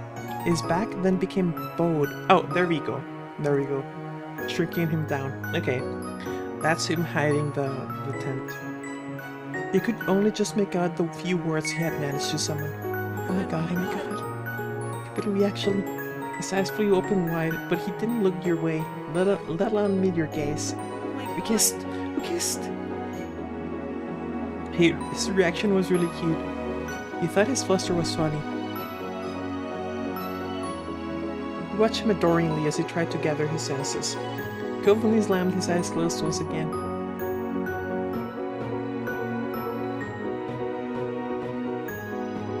One or three? I'm thinking three. I'm thinking three as well, yeah. It was nice, wasn't it? He was still holding the hand to his face, but in an attempt to answer, he emitted a muffled whimper. With that obviously not working, he uncovered his face at last, bringing the hand to lay against his chest and looked at you. Yeah? He opened his mouth, poised to speak, and pressed his lips as words failed him. On his third or fourth attempt, you heard what he had to say. I did like it. I'm glad that we, you know, he's 100% a sub. You know, it brings to mind what little I do remember of the Not Safe for Work DLC. So the Not Safe for Work DLC, the only thing I remember about it from when it was announced and released was Cobb on his knees before you. Right? We'll know who's going to be wearing the pants here. Yep. He swallowed, seemingly not able to speak the actual word. Before his services, DNC? I know, right? Probably. That we what?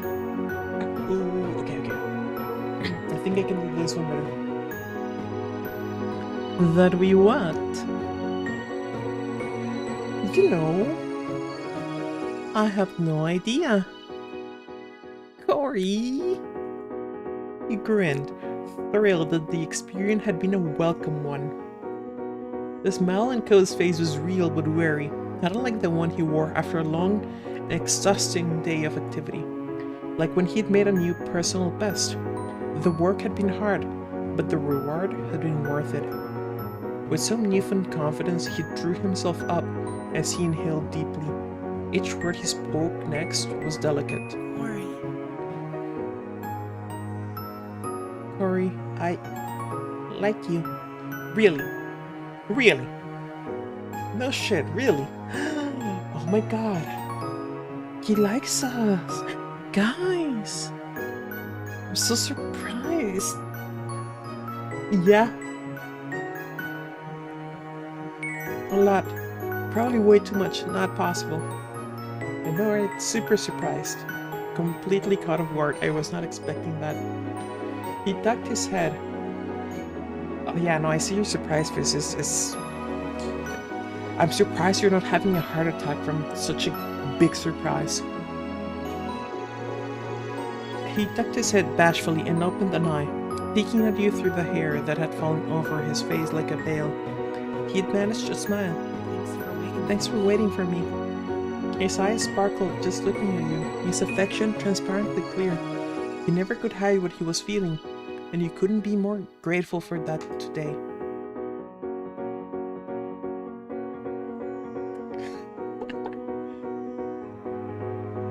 Like you too.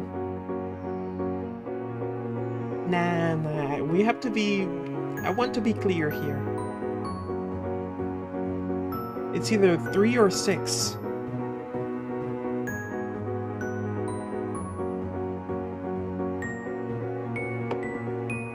Hope squeaked out a nervous giggle. He curled his hands into a loose fist and brushed the knuckles idly against his cheek.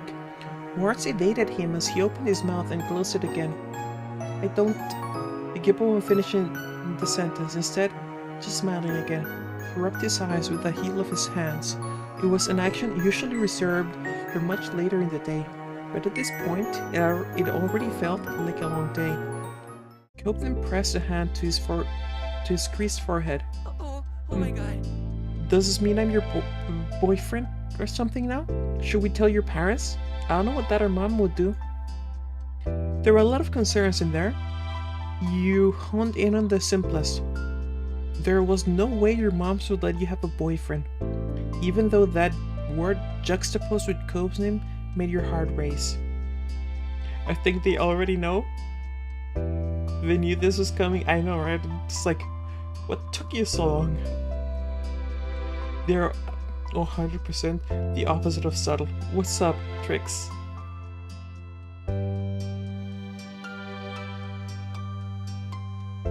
I want you to be at least something, but I probably can't. I wish you were older, not fair. You're listening to the Mexican national anthem being sung at F1. So there's a part that goes, "Mas yo usare un extraño enemigo," or something like that. Right? Now, here's the thing. Mas si usare is essentially if he had the gall, right? If he had the gall to do this, right? If a strange enemy had the gall, right? But because of how it's sung, that part is like, oh, who is this Masiosare person? As opposed to, you know, actually understanding it. I certainly didn't get it when I was young. It doesn't matter though. We like each other, and that's what's important. It would be permitted. Alright. Hope listed, where is you halting halfway? Just palm press against the back of your hand. Doesn't matter though. We like each other, and that's what's important. Cope finally confessed. Oh, yeah, Cope finally confessed after the kiss. I don't remember actually. I'm sure I saw it in history class. Yeah, so we tried to kiss him in the road trip. He freaked out, smashed his head on the top of the van,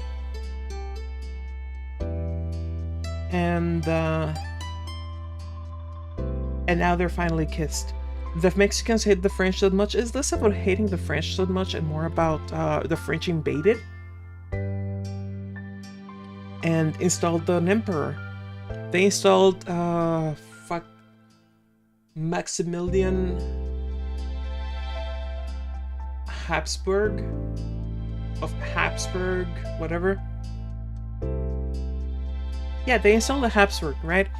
Maximilian Habsburg, the whatever, for a second, whatever. I don't know which Habsburg he was. Now, personally, and I'm gonna say something. This is one of those takes. It was I think it was actually called something like the War of Cake or something like that. But, and here's one of those takes that I'm gonna say right now. That's like one of those hot takes. Okay? I am a royalist in this specific situation. I think Benito Juarez should have worked with Maximilian Habsburg. Okay? Because Maximilian offered Benito Juarez to work together. He's like, hey, be my prime minister. I'll be emperor, you'll be prime minister. We'll make Mexico great again. Or, you know, for the first time ever. Right? Because guess what? Habsburg was actually like, he was very liberal. He was like a genuine progressive. I know that word is a bit dirty these days, but he was exactly a genuine Mexican nationalist, despite being installed royal foreign royalty. He was actually, for real, very into making Mexico great. He wanted to empower people. He wanted to make people, have a better life. Right? Right? And Benito Juarez could have worked together with Maximilian. He could have. They could have been great together, I think. But Benito Juarez did not. And so they fought, there was a war, and Maximilian ended up getting executed.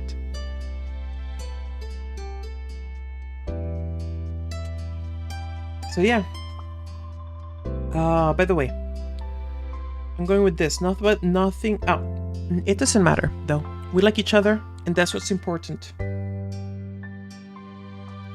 Nothing anybody else thought about your relationship changed what it was between the two of you. Cove lifted his hands from his chest and reached toward you, halting halfway, then slowly, cautiously hooked his fingers around yours, his palm pressed against the back of your hand. You let him hold your hand. His thumb slipped into the crook of your palm. He squeezed your hand gently. We can get it to work. We always figure things out sooner or later. You were temporarily struck speechless, your usual directness punctured by his honest belief in what you had together. Yeah, you're right. We're a pretty good team. Chuckling, Cove smiled at you and tightened his grip on your hand. Sorry, Cove. The sudden call from downstairs caught you both unaware. You'd nearly forgotten the world outside your room. From the guilty look on his face, Cove had done the same. Just had a call. Cove's phone is ready to go. If you're quick, she might keep the mandated motherly smothering to a minimum. You doubted that, but it was nice that that Mom and Mrs. Priest had their strange sense of humor in common. Your eyes met Cove's wordlessly, and you headed downstairs together. Each step on the way there was painfully slow, like he was trying to delay the inevitable. His whole body tensed, leaving the house, and Cove froze altogether before you both could cross the street. Oh. The door's open. Dad must be taking her stuff out. He swallowed hard. Really gonna leave? You smiled at him reassuringly. You gave his back a pat, rested your hand on his arm. This isn't the last time you'll see it. 3. But bugs say that it's not gonna be written all over his face.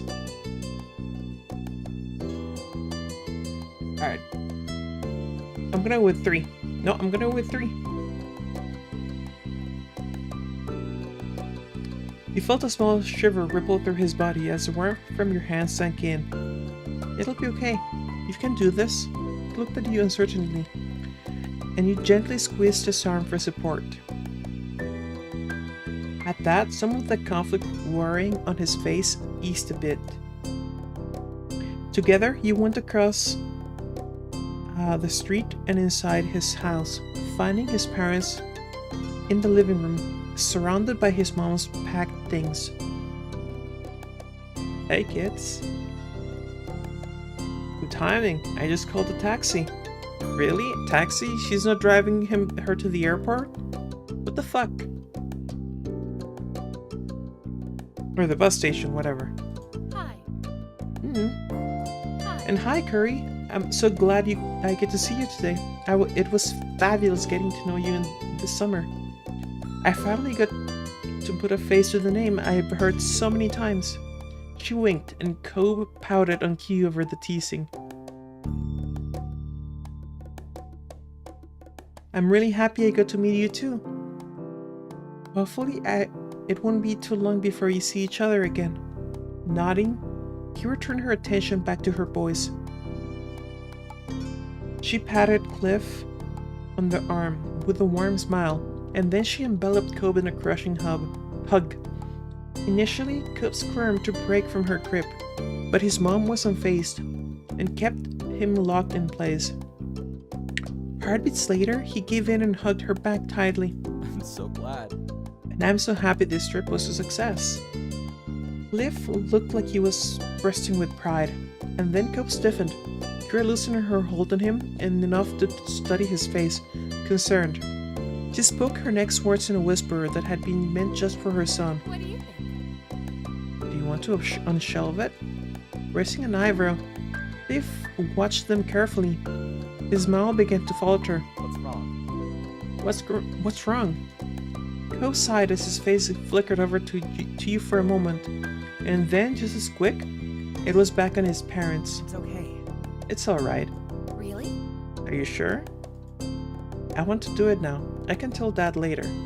Alright, so we don't have to make them talk over their issues. Cope talks about it with his father by himself without your help. If you don't help him, that's good. Okay. Nervously, you watched the exchange with the growing suspicion that Cope didn't want to have that conversation while you were there. Don't forget the condoms. No. No. So here's the thing. Here's the thing. As I understand it, you get the talk from Cliff. You get the fucking talk from Cliff in step 3. Like, you already have the talk, of course, right? But as I understand it, he's like, okay, look, you're not much older than now than when Kira and I had Cope. No, they do the talk, right? They absolutely do the talk, but Cliff is like, hey, look, you're not that much older than when Kira and I had Cope, and I don't want you two to make the same mistake we did. Right? So that's what's happening. As a guy, you do not want your mom doing the talk? Okay. Everything revolves around... I know, right? It works. Definitely works. Nervously, you watched the exchange with growing suspicion that Cope didn't want to have that conversation while you were there. Never really had the talk from a parent, so I couldn't say it would be different. I know I had it, I don't remember it at all.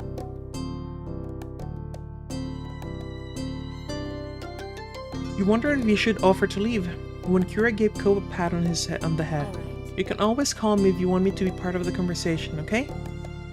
I'll call. Thanks, Mom. Mostly learned from school. The only thing I do remember is that by the time I had the talk, I'd already learned it from the internet. So it was like, I know. Please, let's stop this. It didn't stop, but, you know. That's the only thing I remember. I'm sure one of the other voices in my head remembers it completely or more, but I don't right now. The me that is talking to you guys. I'll call. Thanks, Mom. Cliff still looked baffled about what Kira and Cope were referring to, but you watch as his shoulders slowly relax.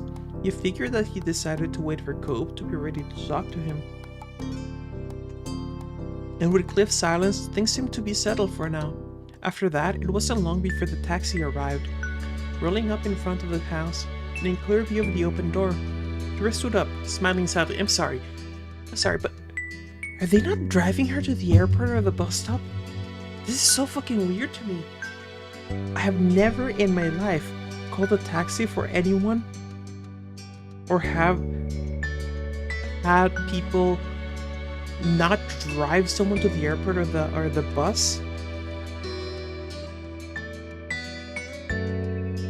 No, there's no Uber. This is way too early. This is like 2010, 13, thereabouts.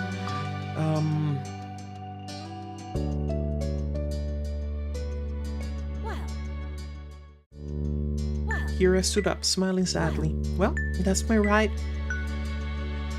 Yeah. The matching reply got a chuckle out of Kira as you all filed out of the house. Father and son went with Kira's bags in hand. Once outside, you spotted your family waiting by the street, and to your surprise, Derek was also with them. He stood uncomfortably, and he waved as soon as you noticed him. What's up? Hi, Curry. Hi, Cove. When did you get here? My dad dropped me off a little bit ago, though thought I could visit one more time before school started. Sorry. You picked a busy time. Sorry. Derek couldn't even look at Cove. He nervously kept running a pebble with the bottom of his shoe. Sorry. I wasn't even thinking that your mom would be leaving today. I'm sorry, dude. I'll have to check. Like, get some...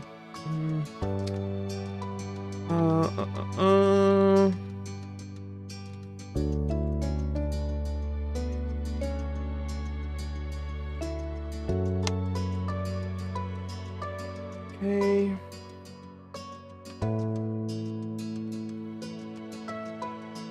I know I checked. So the main character was born in 1997 or 1998. So step 1 is 2005. Step 2 is 2009 or 2010. So it's like very thereabouts. Yeah, so it's about Uber is just getting started.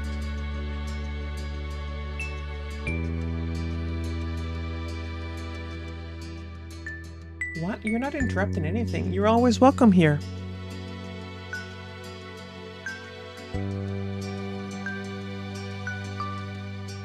It would have been sad if I didn't get to say goodbye before leaving. I think so too. It was apparent Derek would have preferred to have gotten there at a more opportune moment. He never liked seeming impolite, but their reassuring words soothed his worries. But is there Twitter? Probably not. The tension he was holding in his body lessened. No, Twitter was like 2 or 3 years after, no? And he looked like he was feeling much more like himself. Bye, Derek. It was fun getting to know you. Bye, ma'am. Is there anything I can do to help? Nah, don't worry yourself over that. Were you supposed set? In that short amount of time, Cliff had gathered and packed the bags into the trunk. Kira took one last look at everyone inside. Alright, I want to keep the driver waiting. It's time to head out. The little crowd that had formed started to their chorus of farewells, well wishes traveling, but Kira still made no move to get into the taxi. She placed her attention on Cove. Honestly, I don't know. It's probably Kyra. It is probably Kyra, but I've been pronouncing it Kira. I'll call when I get to the airport and when I make it to Nevada. Also, you better call the moment you walk in the door at home. Otherwise... Oh, wait. Also, you better call the moment you walk in the door at home. Otherwise, we'll be wondering all night if you got into trouble on the way there. This is not grammar. This is spelling. Or pronunciation. I can do that. Could you call tomorrow too, so I can tell you how school went? Of course. I want to hear all about it. Kira put a hand on Cove's head and affectionately ruffled his hair one last time. She then let go, only to move on to squeezing his cheeks in her hands instead. Mom, Cove. I love you so much, baby. She was chuckling by the time she freed him and rounded things off with a small tap to the tip of his nose. Cove rubbed at his face with a grin. Finally, she walked to the car while waving and took her seat in the taxi. Cliff hooked an arm around Cove's shoulders and kept him close as it began to pull away. For a moment, Cove looked up at his dad and then wrapped an arm across his back. Bye. Bye, Mom. Bye. Oh, sorry. Bye. Travel safe. Kira rolled down the window and stuck her head out of it. She waved again while blowing kisses at Cove and Cliff. See you again. Before she was out of sight, you decided to call out with your family and hers. As you added your voice to the others, you watched Kira's smile grow larger. The cab turned down another road and completely disappeared from view. Cope let go of his dad and took a few steps out into the empty street, still looking in the direction his mom went. He smiled quietly, deep in thought. You get the impression Cope was feeling better than he was earlier. He was finally content with the way things were. The summer breeze brought a sweet-sounding jingle across the way. It was a wind chime you had given Cope. He had hung it at the front of his house, and it had become a very familiar sound in this neighborhood. You jumped a bit when your mom put a hand on your shoulder, pulling you away from your thoughts. She smiled when you looked at her. That was a great vacation, wasn't it? Yeah. Summer isn't over until the second I fell asleep. I'm going with 6. She knows, doesn't she? Maybe. That's her knowing smile. That's her shit-stirring smile. No naps for you then. Can't risk you accidentally ending summer a few hours too early for the rest of us. Chuckling, you shook your head, amused. Cope walked over to the group. She knows that Cope kissed Cope? Probably. Cope walked over back to the group, still genuinely happy. Derek grinned at him welcomingly, and everyone else there smiled at him, even Elizabeth. Well? Well? Mac clapped her hands together, bringing everyone's attention back to the present. It's almost lunchtime. I'll put something special together. Her eyes sparkled with a plan, and Mom smiled. I bet you could use some help with that. That'd be absolutely wonderful. Derek glanced between the two, his eyebrows furrowed. Is this something I could do? Your mom's exchanged a fond expression. Ma shook her head. How sweet. That's very sweet, Derek, but it's alright. It's not your job. Technically, your dad left you under Cliff's watch. You're meant to be taken care of by him, not doing chores for the neighbors. Mom laughed a little over her own joke. You watched Derek look away, discouraged. He's the son of Cliff's business partner. Right? Cope's dad and Derek's dad own like a sports supply store or some shit. I've never quite understood what type of store it is. There is a Derek route, yes. I don't have the DLC for it, but even if I did, I wouldn't go for it. Because Cope. Even if Derek does grow out well. Yeah, there's also a Baxter route, but we haven't met Baxter yet. It's okay. It's okay, I don't mind. He was a little bashful about it. You wondered if Mom's joke had just reminded him that he wasn't initially meant to be invited to lunch. It was getting a little awkward. Mom grinned sympathetically. Her comment was meant to lighten the mood, not bring it back down. Matt tried again to get things moving forward. Why don't you kids go have some fun? You all can come back in about an hour. I'm having memories of fan art with a MC code Baxter Coley. I'm all for it. Baxter is dumb enough for both the MC and Cobe. Like, I like Baxter. I like Baxter a lot. He's fun. Right? Anyway. We'll make enough for everyone. Come back in an hour. Why don't you kids go have some fun? Mom nodded in agreement. Yeah, Ron Weasley. And definitely he grew up well. But you know an even better example of that? Neville Longbottom. Right? That was an even bigger glow up. Sounds good. Another stunning idea, Lenny. I think her name is Leilani, which is just great. By the way, I'll be right back, guys. We're back.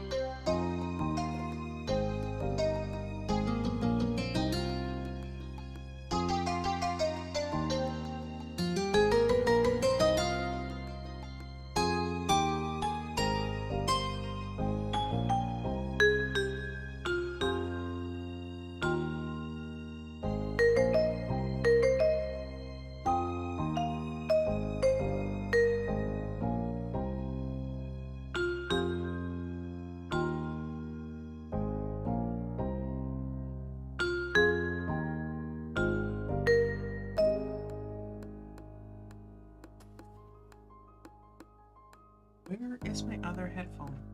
Earbud, whatever. Where did I put you? Bud. Wherefore art thou?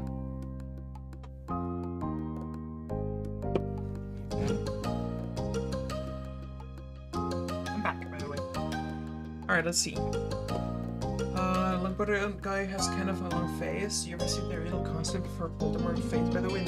I saw it recently. It was impressive. Oh. Okay, my other earbud was in my ear. It just wasn't in correctly, so it wasn't detecting it and thus not playing. Dino Fuel, it's great. Click at your own risk. Bah. It's not that bad. Thanks, Cope said. Yeah, thank you. That sounds like a plan, then. I wanted to grab your saw. I got some stuff to work on, so I can be out of your hair this afternoon. You should come by later, too. No reason you should be the odd man out. Mom seemed amused as Cliff rubbed his neck nervously. He grinned a wavering but pleased smile. Thanks very much. I appreciate the invite. He looked over the assembled crowd with knowing glances. I can help too, with as many people as you're feeding. There's gonna be a lot of food. Didn't you hear what we told Derek? It wouldn't be fair to make you cook when you're the ones who are invited in. Alright, take care, Trix. Ma raised an eyebrow when Cliff waved it off. Come on. I insist. Derek will be missing time with his pals.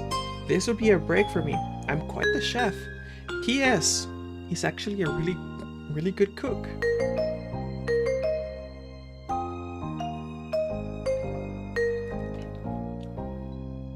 Ma and Mom exchanged further glances before Mom shrugged. True. An airtight argument. You're sure? We'll be happy to have you, Chef Cliff. Cliff's grin widened and seemed more hyped than you'd expect him to be about helping with lunch. Cope shook his head, a fun smile on his face. Then all of us grown-up people will be heading inside. I assume the rest of you kiddos are staying out? Maybe not all of them. Ma tilted her head, a silent question for Elizabeth. Your sister thought for a moment. Alright. I'll stay with the kids. Kids, you're 2 years older, Elizabeth. Come on. That's fantastic. That's great. Both your moms smiled at her, while Derek and Cope didn't seem to appreciate her phrasing. But with the plan decided, all three parents waved and headed for your house. It was just you teenagers now. Elizabeth looked at you and the others. A curious expression on her face, as if that means she's more motivated for her. As if that isn't more motivation. Yeah, true. So, what now? You silently wondered if Elizabeth only stayed out with you to avoid getting roped into work. Then again, she could just genuinely want to hang out. You couldn't tell with your sister. Ko spoke up after no one else did to answer Elizabeth's question. Wanna go down the shopping street? It's been a while, and I don't think there's a lot of other things we could agree on. Yeah, sure. Awesome. Sounds awesome. Sounds awesome to me. Like you guys, I haven't been there 1,001 times. It's new to me. Let's do it. You strolled across the road as a group, down to the beach and then to the left. It took less than 15 minutes to arrive, one of the conveniences of Sunset Bird. The four of you looked around at the familiar shops, trying to see if anything caught your attention this time. Derek was the most enthusiastic. He checked out every stall, with his eyes wide in wonder. Elizabeth and Cove were in good spirits as well. That's so cool. He ran over to the street magician who was currently doing a card trick for a group of enchanted out tourists. Dirk clapped when the magician showed a middle-aged man his card. Dirk turned back to the group with a curious gleam on his face. What does it take to to perform here anyway? Do you have to ask somebody, or do you just show up and start doing stuff? Who would you even ask? It's a public street. There might actually be a need for a permit. Hey, Miss Mayor, can I pull a rabbit out of my hat, please? Flopsy is well behaved, I promise. Derek chuckled, his eyes searching up and down the scene. Maybe? Maybe there's a boss of the shopping street. No one does any of this around my neighborhood. It's just regular stores behind walls. It's different if someone wants a real store, but here, I'm pretty sure people are just putting on their little shows whenever they want and do whatever. That's so neat. Would we be allowed to do something too? Cope laughed, and Derek began almost vibrating with excitement. Elizabeth rolled her eyes. What do we do? What would we do? Well, I don't know that. What? Not yet. I mean, I just found out it's a possibility, you know? But There's gonna be something, you know? We know cool stuff. I'm sure if we think about it, we could plan a show that really get a crowd pumped. You thought it was a great idea?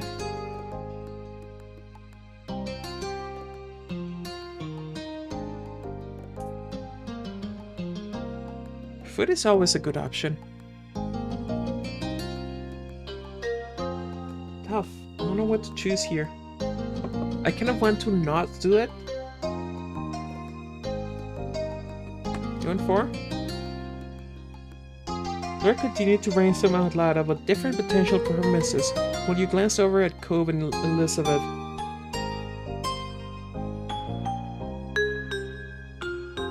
Man, I can't bounce a soccer ball on my head. Last time I tried it, I got 8 bounces before it fell. I wouldn't bring a ball here. Why not? Cove gestured to everything around, the stalls, the people, of the colorful chaos that made up the shopping street. Would you want to chase the lost ball here? And what if it hits somebody? Even if you're good, someone else could bump into you. That's true. Derek thought about it some more. Then he watched another performer. A woman doing tricks with 2 small dogs. One was fluffy and cream colored, while the other was a cool gray. The woman held up rings. Both animals jumped through their openings, happy to receive a treat at the end. Derek brightened. Maybe I'll teach crabs how to race. Crabs? It could work. With some amusement, the gang continued to peruse the stalls. Elizabeth found some earrings with a dangling, badly misprinted globe that everyone laughed at. Cope picked out a glove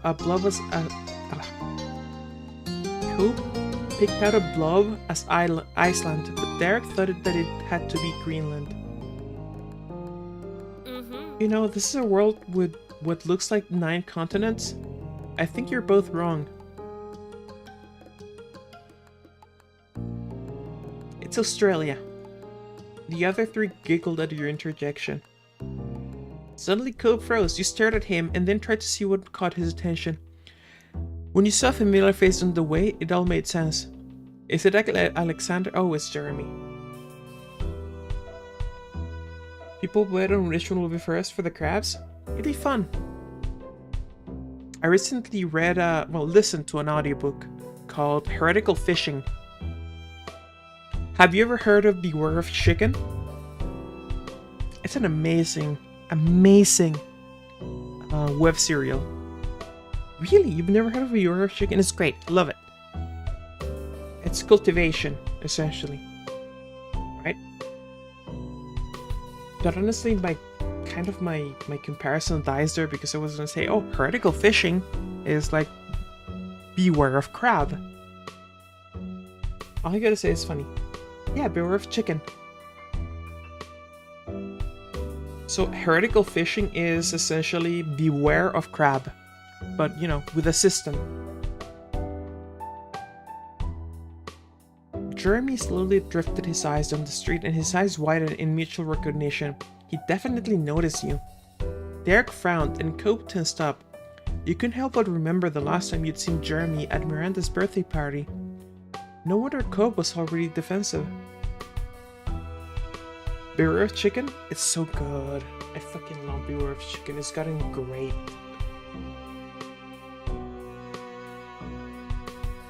You waved at Jeremy. Or smiled. I'm gonna wave, I think. He did not wave back. Elizabeth raised an eyebrow. Her gaze swept over Jeremy with a hint of a clue. Jeremy simply scoffed to himself and waded deeper into the crowd of people. Derek relaxed and exhaled loudly. I'm glad he's not gonna start anything. He peeked over at Elizabeth with a tiny smirk. See? That was a mean kid. What? Oh? She still didn't get it. That first summer day hadn't made nearly as much of an impression on her as it did for Derek, but he smiled and waved it off. Just forget about him. I already have. He laughed, and Cove smiled lightly. He seemed in a much better mood now that Jeremy was gone. Your eyes wandered over to where Jeremy disappeared. You hadn't forgotten that day you met him either. He was only going to be in town for a vacation with the parents he hated. That glimpse was probably the last time you would ever see him. You mentioned that realization to everyone.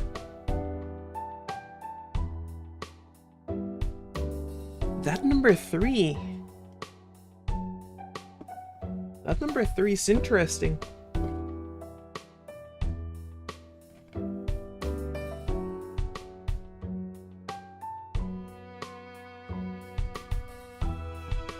I'll be back. Would work best if we didn't touch the guy? True. Corey? I won't be long. You headed off after Jeremy, cutting into the crowd he disappeared into. It didn't take long until you spied his distinct figure. You caught up with him, ducking in between the tourist couple and sidestepping into the side of the street he had wandered into. You took a breath. Jeremy? Jeremy's slouched posture stiffened, and his neck turned to look over his shoulder. His scowl deepened when he saw it was you. What now?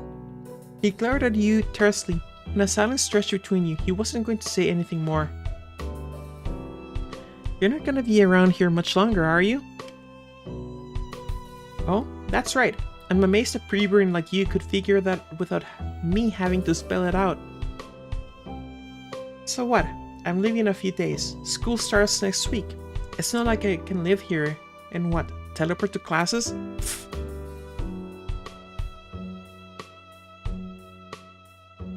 Nice to say bye, don't come back. I don't know if we'll ever see each other again, so goodbye, Jeremy. Jeremy's face scrunched up. Saying that is pointless. Ugh, annoying. He stomped off into the crowd, vanished into the sea of other tourists. When you couldn't see him anymore, you shook your head. That was it then. You turned around and saw Cove, Derek, and your sister shuffling through the crowd. Derek saw you and ran forward, the other two following close. Are you alright? It was a little weird, but yeah, I'm fine. Thanks for asking, Derek. Jeremy's definitely leaving. He'll be gone in a few days. So what? Okay. Who cares about the kid? Cove shrugged in a she has a point kind of way. You nodded. There wasn't anything else to do about it now. Jeremy was unlike anyone you had ever met before. Weird. Pitiful. I'm gonna go with pitiful or weird. Pitiful is probably the better one.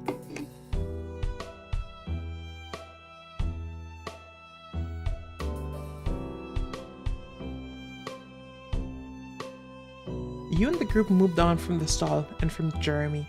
It didn't take long for everyone to return to the joking. You all enjoyed what little time you had left, as Elizabeth mentioned the hour was almost up. The little trip had flown by, and lunch must have been waiting for you now. Derek bounced on the balls of his feet. Okay. Come on, guys. Let's get going so we can eat. I'm starving.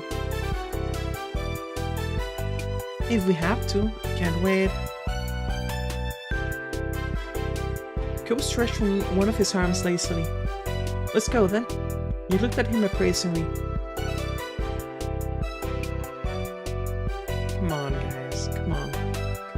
Come on. Do you even have to ask? You asked Cope to carry you back to the house. Hey, Cope? Yeah? Carry me home. What? Cope turned red, obviously flustered. You explained you wanted a piggyback ride. Didn't want to walk back?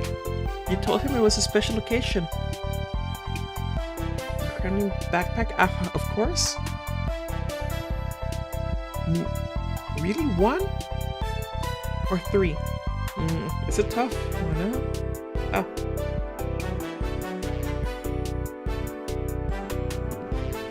Do you have a better idea of how I can make the most of this important day? Cope sighed and shook his head. Elizabeth and Derek became a chorus of laughter. Pretty please. You jokingly pleaded with him, much to the continued amusement of the other two. Alright. Cope stepped over to you. He looked like he couldn't believe what he was doing. His lips worked into a large smile. Ooh, and you would come through for me? He carefully crouched down in front of you, so that you could climb on. They are not being subtle about the fact they became a couple. I know, right? It took a little bit of clambering to get yourself completely up on Coe's back. However, when Coe slipped his arms under your legs and stood up, you felt very secure. Elizabeth watched with a smirk on her face, while Derek laughed even harder. It was fair to say that your antics were entertaining. You were glad Cope went with it. Cope carried you home, but he seemed pretty bashful about the situation. He struggled with how much to grip around you, and whether or not he should try to reposition things. Take liberties, Cope. Feel free. But along with all that, he also seemed to feel some pride to be carrying you. Hi, Mikery. Has it even been a day and you're already writing your boyfriend?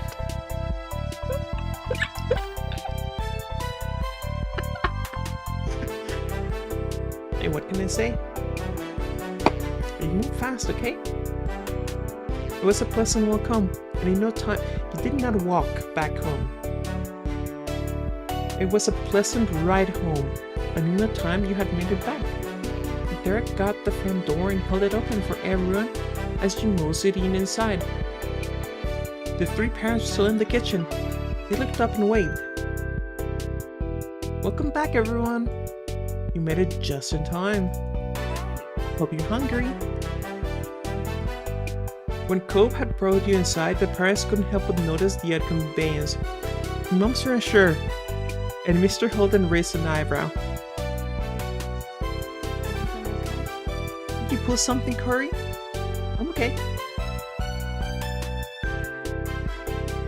Oh, Cove, you've gotten so strong. Good kid. And reliable too. What a guy. Cove rolled his eyes at the commentary, then saw Arthur walking to your couch. He bent down and you let yourself plop back on the couch. Thanks, Cope. I'd give it a 10 out of 10. Thanks. I'll have to watch a clip. Cope exhaled loudly and shook out his arms. He just seemed relieved that he made it. So, did everyone have a nice time out? She gestured for people to take a seat at the table. Plates and silverware have... Again, with the switching of tenses. Gesture de past tense. Have present tense. Had needs to be had, not have. Had already been placed out. You took your normal seat. Elizabeth sat across from you, and Derek took the seat to your left. Wait, these are sandwiches?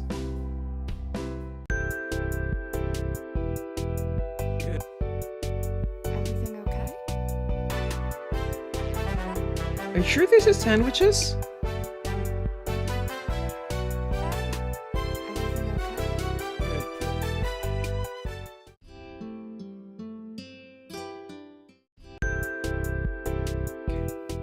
Mix of tenses making Corey unnameably tense. Find China and the meal, okay, paper and plates, plastic spoon. Before you went to the shops, yeah. Shh. I don't think they said sandwiches, actually. Yeah, I don't think they mentioned what kind. So did everyone have a nice time out? She gestured for the people to take a seat at the table. You took your normal seat. Elizabeth sat across from you, and Derek to the seat to your left. Cobb sat on your right. Unmixedly, yeah. That's right. Me with my 2 boy toys at the sides. Oh yeah, for sure there's still a country called Plumley. But he blushed a little and began fidgeting with his silverware. His dad was the first to pick on his extra awkwardness. But your moms weren't far behind. The parents shared looks at Co's reaction.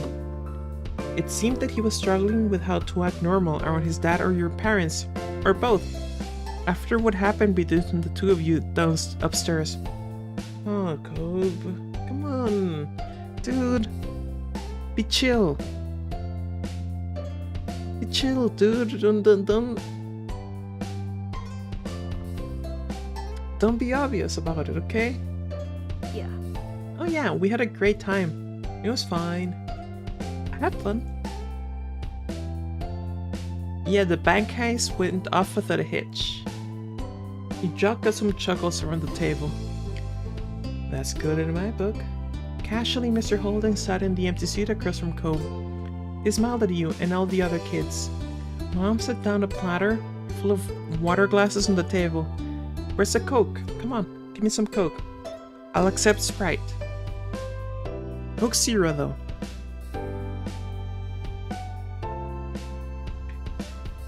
She looked down at the gathering. It's a good thing we have 8 chairs. I can't remember the last time we've had a group this big over for a meal. Can you pass the drinks down to the other side? You know who's missing? Fanta. Fanta's okay. It's okay. But you know who's missing? Lee is missing. Where's Lee? Come on, we need Lee. She's the bestie. Make sure you all get one. Can you pass the drinks down to the other side? Make sure you all get one. Sure. Those close to the cups obliged and started offering waters around. As you passed Cobb his drink, your hands touched. Cobb froze. Come on, buddy. Be chill. Be chill. You had already let go, not yet realizing that he was too distracted to function in that moment. The glass fell down to the table, landing with a sharp clatter of glass and wood. Cobb scooted his chair back with a restrained shout. Sorry. Oh, sorry, I'll just get a towel or something. He looked around in a frantic panic, as if an object to soak up the water would magically appear. If he turned his head fast enough, his dad bit his lip in worry, rising from his own seat. Well, Cobb, what's going on? You've been a little out of it today. Something happened? Cobb tensed, frozen again. He stared at the water in the tabletop, as if he wanted to sink into it.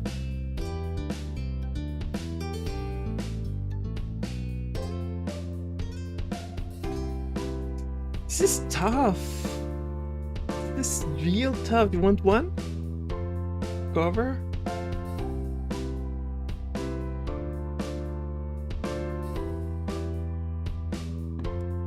I want to see what happens. Well, Cobb and me kissed earlier. Secret until we make wedding plans. Look at the father's face. He let the thread spill like the water before. Cobb gasped and his hands shut up to cover his quickly darkening face. It was silent as ever and processed. Silent.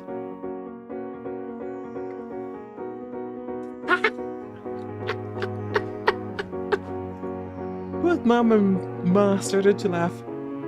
And that snapped people out of their surprise. They fucking made beds. And she just won the fucking bed.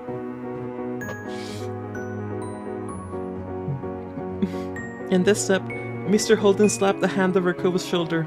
Congrats! Congrats! Cove flinched at the touch but still said nothing. His hand might have well been glued to his head. Elizabeth shook her head and you can hear her. Can you believe this line in the motion? He really is your special boy. Derek agreeing with you, and Cove, even if he couldn't see, he at least was happy for you. Now, I'm sure we all know this.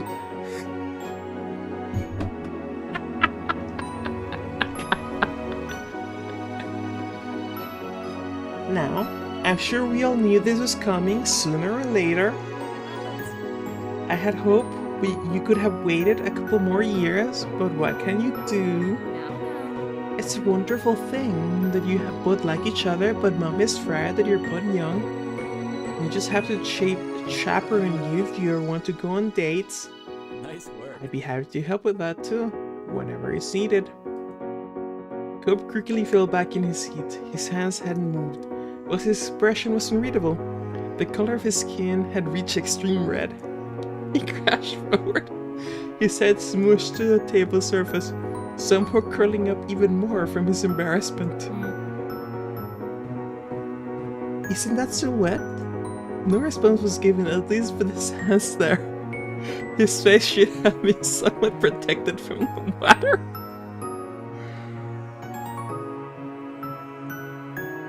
You felt good for telling your friends and family something important?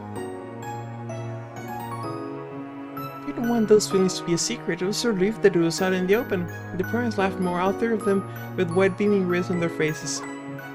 Our families are truly uniting now. This will be the Holden McClan clan's first meal together. Or McClan Holden. I'm not sure which has a better ring to it. I'm sorry. We were the parents. He's taking our name, okay? He's taking our last name. That's it. He's going to be Cobb McClan. I'm sorry, that's how it works. Derek's eyes were wide and he kept shooting further looks at the door. Apparently the grown-ups are making this too much even for him. He seemed to be the one of the few people concerned for Cobb's impression of a withdrawn red-eared slider turtle.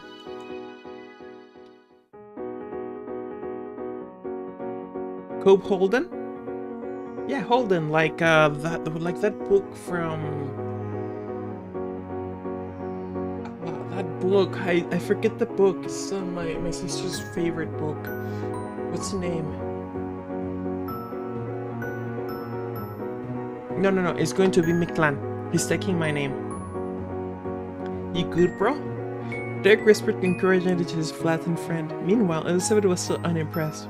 And then finally, you heard a squeak. It was Cobb. Oh my god. Please, please don't talk about this anymore. Please. Oh, sure. I think that's enough for now. We still got to eat lunch after all. Buddha placed it on the table and started to fill his plate. With the others following suit, Cobb sighed quietly. Actually, let me save just in case, so we can backtrack. Quietly as lunch, get you in the right. Exactly. Yes, exactly. My sister's favorite book. Personally, I couldn't stand it, but she loves it. She rereads it at least once a year. I can't stand it. But yeah. I'm not sure to remember Holden what? What was his name? Food was placed on the table and Derek started to fill his plate with the others following suit. Cobb sighed quietly as lunch started up in earnest. Mr. Holden gave his son another pat on the back. Cobb slowly straightened the back up and you helped him get a towel and cleaned the water dripping everywhere at this point. You caught eyes with him and tried to gauge if he was unhappy with you because of this. Thankfully, you gave no impression of that. The affection he showed back in your room was strong as ever. This is missing something. Was as strong as ever. If you're ever using as a comparison tool, you need to use as strong as ever. So the as needs to be before and after the adjective you're using. As strong as ever, as weak, as cheap, as whatever, as ever.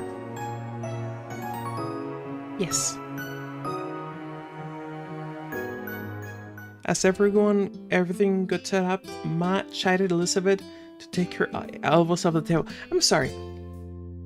Hey, help me out here, guys. Is it just me, or is the whole elbows on the table thing just completely nonsensical to you? Like, I don't fucking get it. Like, what? Like, why is it bad? Why is having your elbows on the table somehow a problem?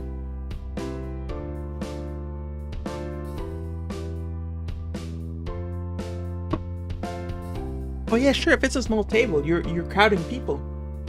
But if it's a real table, then what?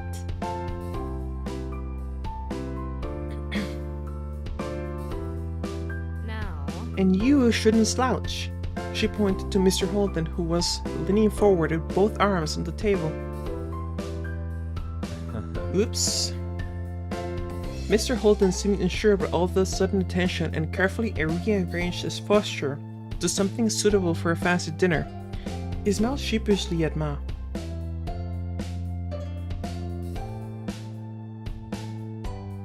That? Alright, I'm sorry, Tricky. I'm gonna be extremely blunt here. That makes absolutely zero sense to me. Like, what? Minor things about what? Or like how? If the table is big enough? If the table is big enough? Who the fuck cares? It's your space. Chillax. It's eating. Etiquette. Ew. Ugh. It smells sheepishly at Ma. By the way, the whole slouching thing, I couldn't do it. Like, I literally get exhausted. Exhausted. If I tried to do that. I feel like I just told you 2 + 2 and you're shocked that the answer is 4. I guess it was just raised the way where it was common knowledge. I'm gonna protest and say that is not common knowledge. I will instead say that you're raised in a place where that was the norm. Because common knowledge implies that it is objectively correct, as opposed to a local norm or tradition. And there's a difference. There's probably a logical reason for it a long time ago, but it's just being repeated because tradition. Possibly derpy. Possibly. Still think it's weird. But yeah, slouching, I slouch. I have to. Like, I didn't realize it was for a reason before, but now I know that it's because genetics suck, and I am unlucky.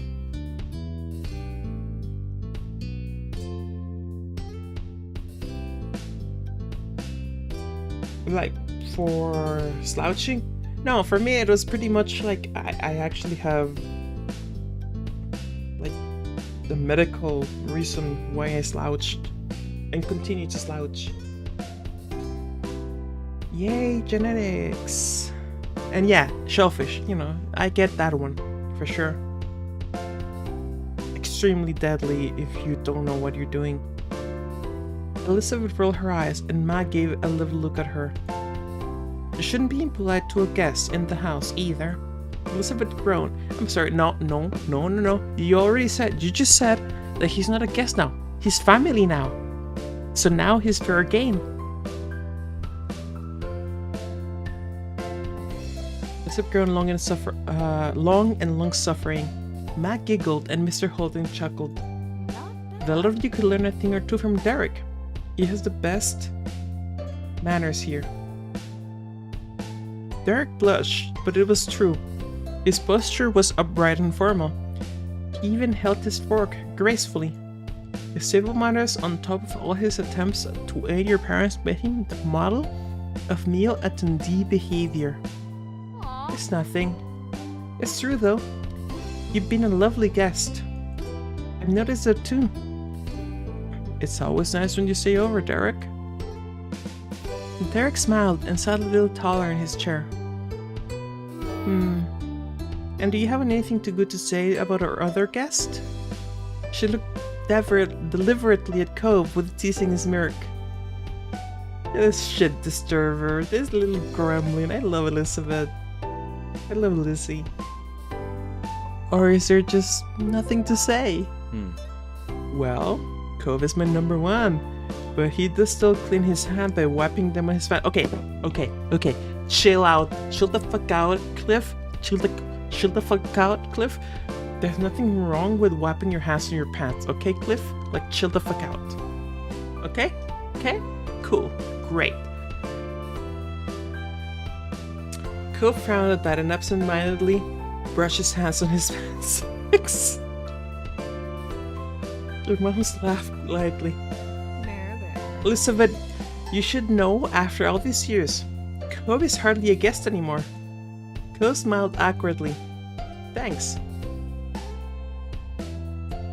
Look, if it's something greasy or oily, yes, of course, absolutely, you do not wipe your hands on clothing, right? Because grease and oil don't come off of clothing easily, if at all. But if it's anything watery, go for it, who cares? If you don't have something to wipe it against, it's a decent thing. Exactly. Manners. Who cares? I don't think it's a big deal. East Cove, complimented Derek. Joke Derek. Let's go without it. Me neither. Everyone ate their meal together and continued to hang out for the afternoon. After the food, you and the others played a couple of games and talked about plans for the upcoming year. The time passed quickly, and soon it was time to part ways. Mr. Holden talked to your moms and Cope drifted over to you, knowing that as soon as his dad finished up, he would be leaving. It'd be cool to stay, but we have some stuff to do before everything closes today. Okay. Yeah, bye. Could you move? I need the phone. Cope raised an eyebrow and Elizabeth impatiently gestured behind him. Cope realized he was standing right in front of where the receiver was placed. He sidestepped out of the way and shook his head, clearly thinking Elizabeth was rushing too much. What's up?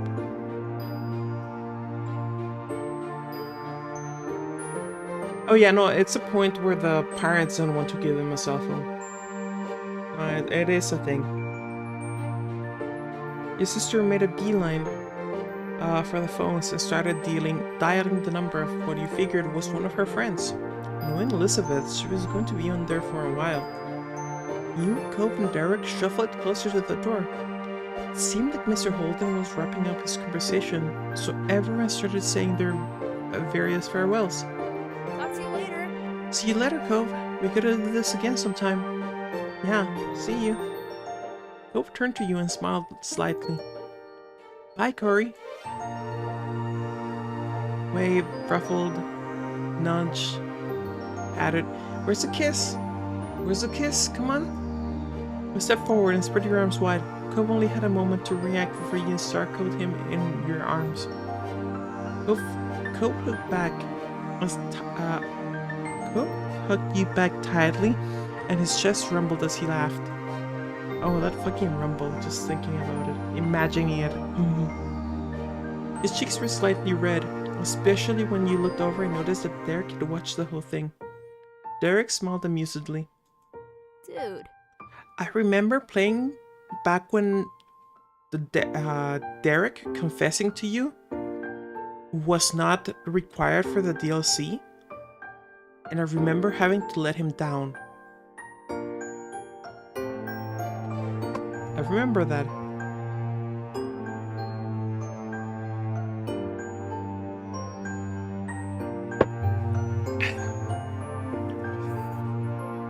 Seriously, dude, we'll have to hang out later.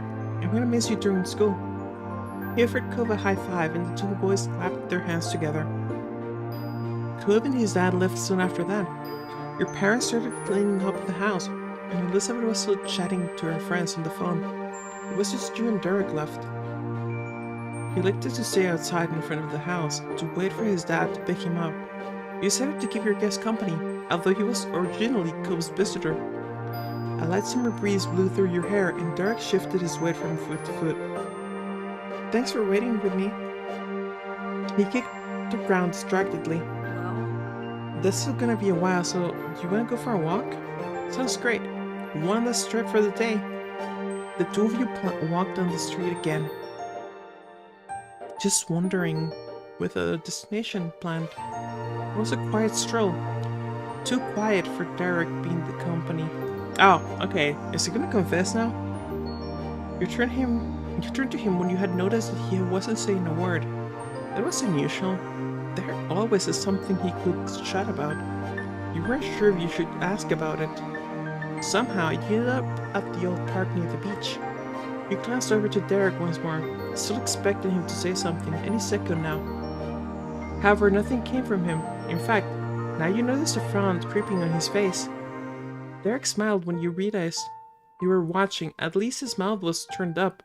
There wasn't anything that really felt happy in the expression, though. He turned away and the smile fell off his face. His eyes stared intently at the ground and you raised an eyebrow. If you want to talk about something, I'm here. I'm a little sad. It's just with school starting back up again, it's gonna be harder to visit. I'm gonna have homework and clubs and practice and everything else. Is it the same? Yeah, it's the same. It really sucks we go to different schools. His face screwed up and his fists were closed tightly together. This was really concerning him. What if we don't have time? You channel some optimism into the conversation. We'll make time. We can talk over the phone and have plans for weekends. It'll be okay. Derek looked up at the sky. It was orange and purple with little wisps and clouds scattered around. A plane flew high with a gesturing trail behind it. I hope we'll always be friends, no matter what.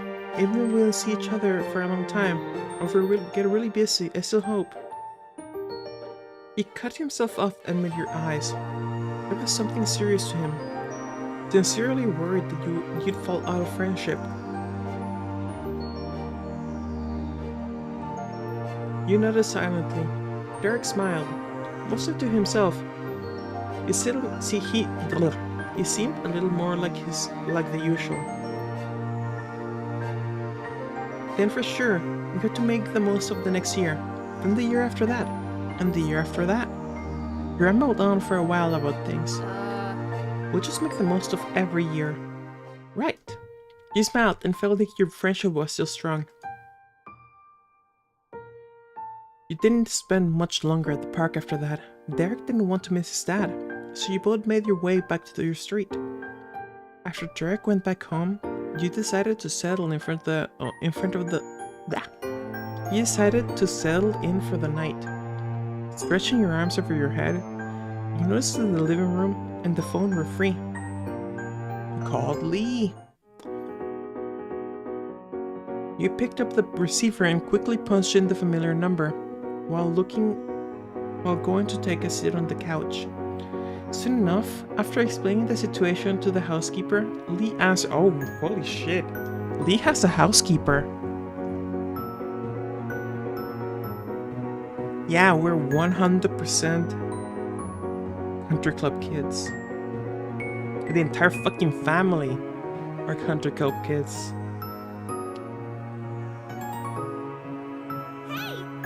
It's like, okay, so having someone who cleans your house, fine, that's fine, no problem. But it's night. It's dark out. And the housekeeper is still there. So that's probably a live-in housekeeper. That's serious money. Hey. Hi Lee, can you talk? Definitely, we practically have to. My gosh, can you believe it's almost time for school to start? What happened to our summer? School starts first thing tomorrow for me. Ew. And I thought starting next week was bad enough. And you're your last week?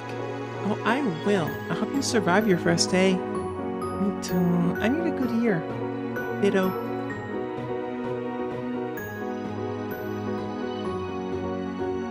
Did this expression exist before Ditto the Pokemon?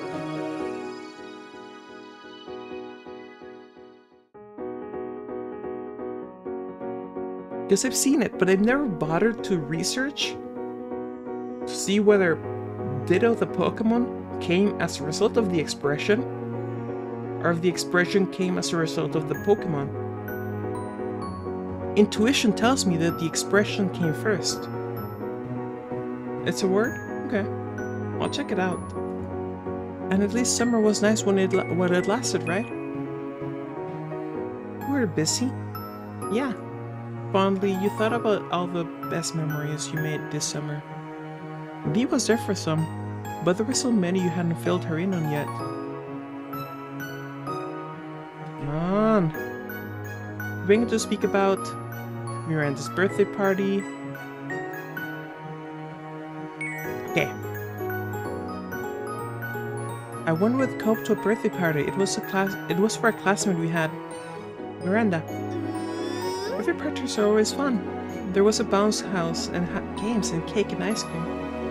She knows how to throw a party. Jeremy appeared out of nowhere.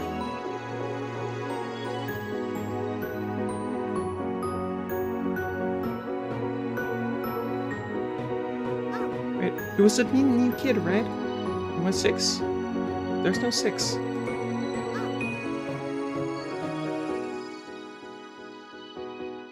Like to meet her. Uh-huh. It really bothered me to do this when he used to defend Cobe from him. Very cool. I bet you wasted no time putting that Jeremy back in his place. So mean. I wish he'd leave people alone, especially Cobe. Yeah, you're Cobe's hero.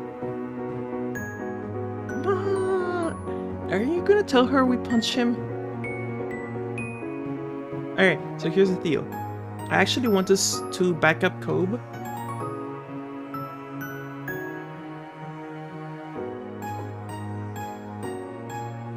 Oh my god.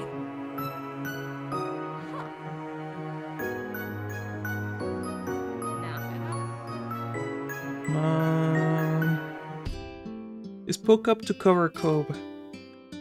If something did happen, you should wait for Cobe to want to talk about it. Trying to make him say things in front of everybody wouldn't be good. Mr. Holden nodded slowly. He still seems worried, but after another look at Cobe, he smiled sympathetically. Right. Well said, Curry. I'm here when you're ready, son. Of course. Of course. Cobe breathed a sigh of relief and showed you an apologetic look. You gave him an exaggerated wink when he had turned away from you. As everyone got set up, Matt chided Elizabeth to take care of the table. Now, Shouldn't little slouch. Oops. not bad. Aw. Okay. Is there nothing to say? Okay.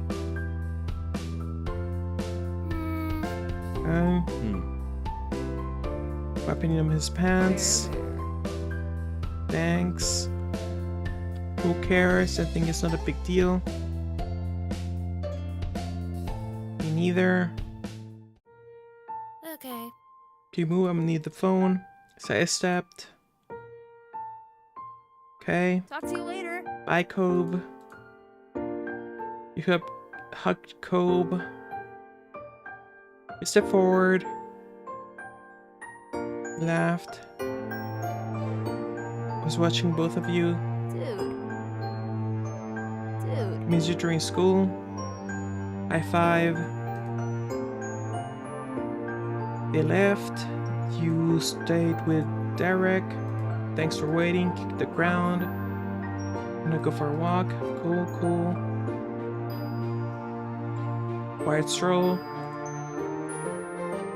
Now there's a frown. In the way, smile fell off his face. Raised an eyebrow. Is everything okay? A little sad. School starting up. Sucks. What if we don't have time? Challenge optimism.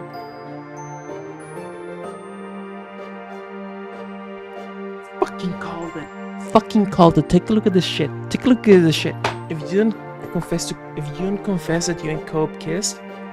Hey Corey, I actually wanted to talk to you about something, if you don't mind. There was a pause and you waited for him to finish his thought. Sorry. I was kind of wondering, do you like guys at all? Like, would you ever want to be with someone who was a boy? Sorry if that's weird to ask. Could be with a guy. Maybe, I don't know, you can answer him. Okay, then he hesitated before finishing his question. So, what do you mean his, just, is there any guy you think is kind of cool that you like around here? Not at school or anything like that? Fucking knew it. He chuckled his head further. He ducked his head further. He already knew the answer. He had confronted that very topic this afternoon. Ah.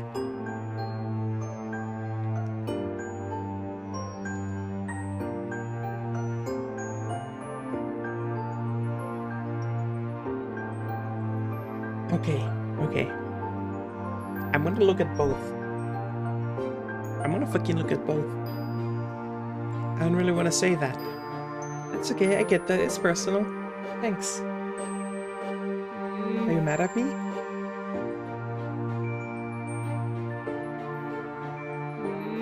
You shook your head. It was alright to just ask someone, and he didn't push anything. He looked relieved. Cool. I hope we always be friends, no matter what. Even if we don't see each other for a long time. Or if we get really busy, I still hope.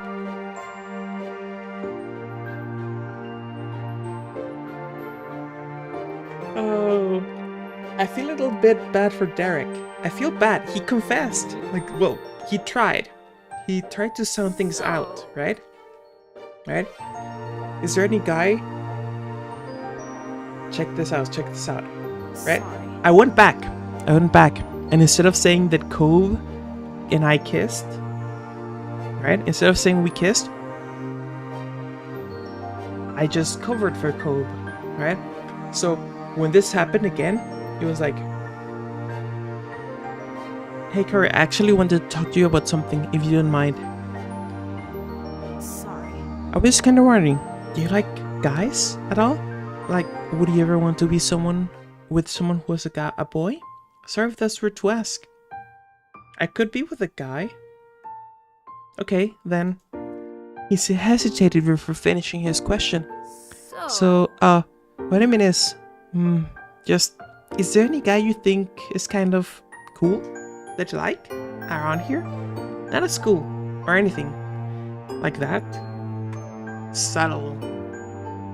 He ducked his head further. You already knew the answer. You had confronted that very topic this afternoon. I don't really want to say it, and he's like, okay, I get it. It's personal. Thanks. Are you mad at me?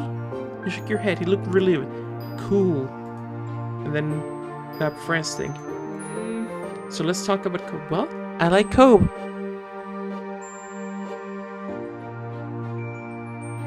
Derek chuckled and didn't look at all surprised. Yeah, I kinda thought so. That's cool. I really hope things work out. Okay, you know what?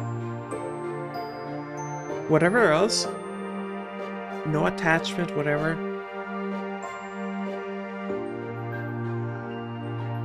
He's a G. He's a real G. He took that like a fucking champ. Not only that, he's like, you know what? I thought so, and I wish you both happiness. He took that like a real fucking G. Really hope things work out. Thanks for answering my random questions. He shot you a thumbs up. I hope we'll always be friends, no matter what.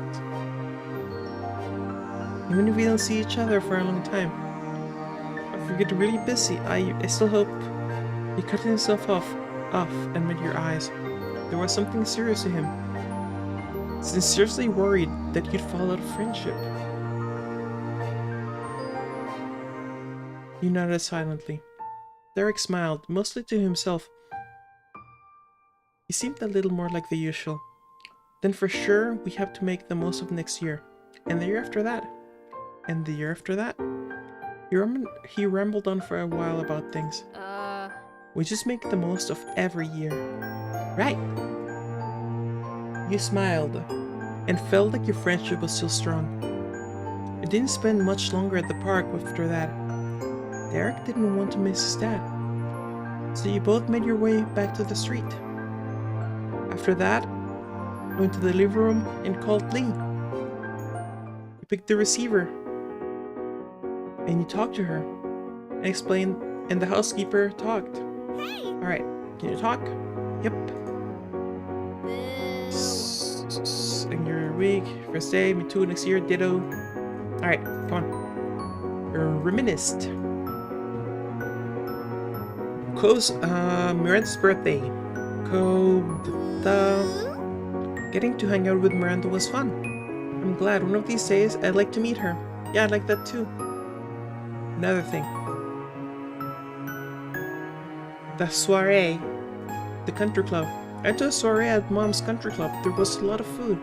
Dancing and people dressed up formally. Oh, I've been to one of those. She's so fucking hell of a country club kid. They're cool. But how did it go for you? Coop was my date. Coop gave me a flower. Alyssa didn't come. No, wait, you asked him on a date? Like a date? Yeah.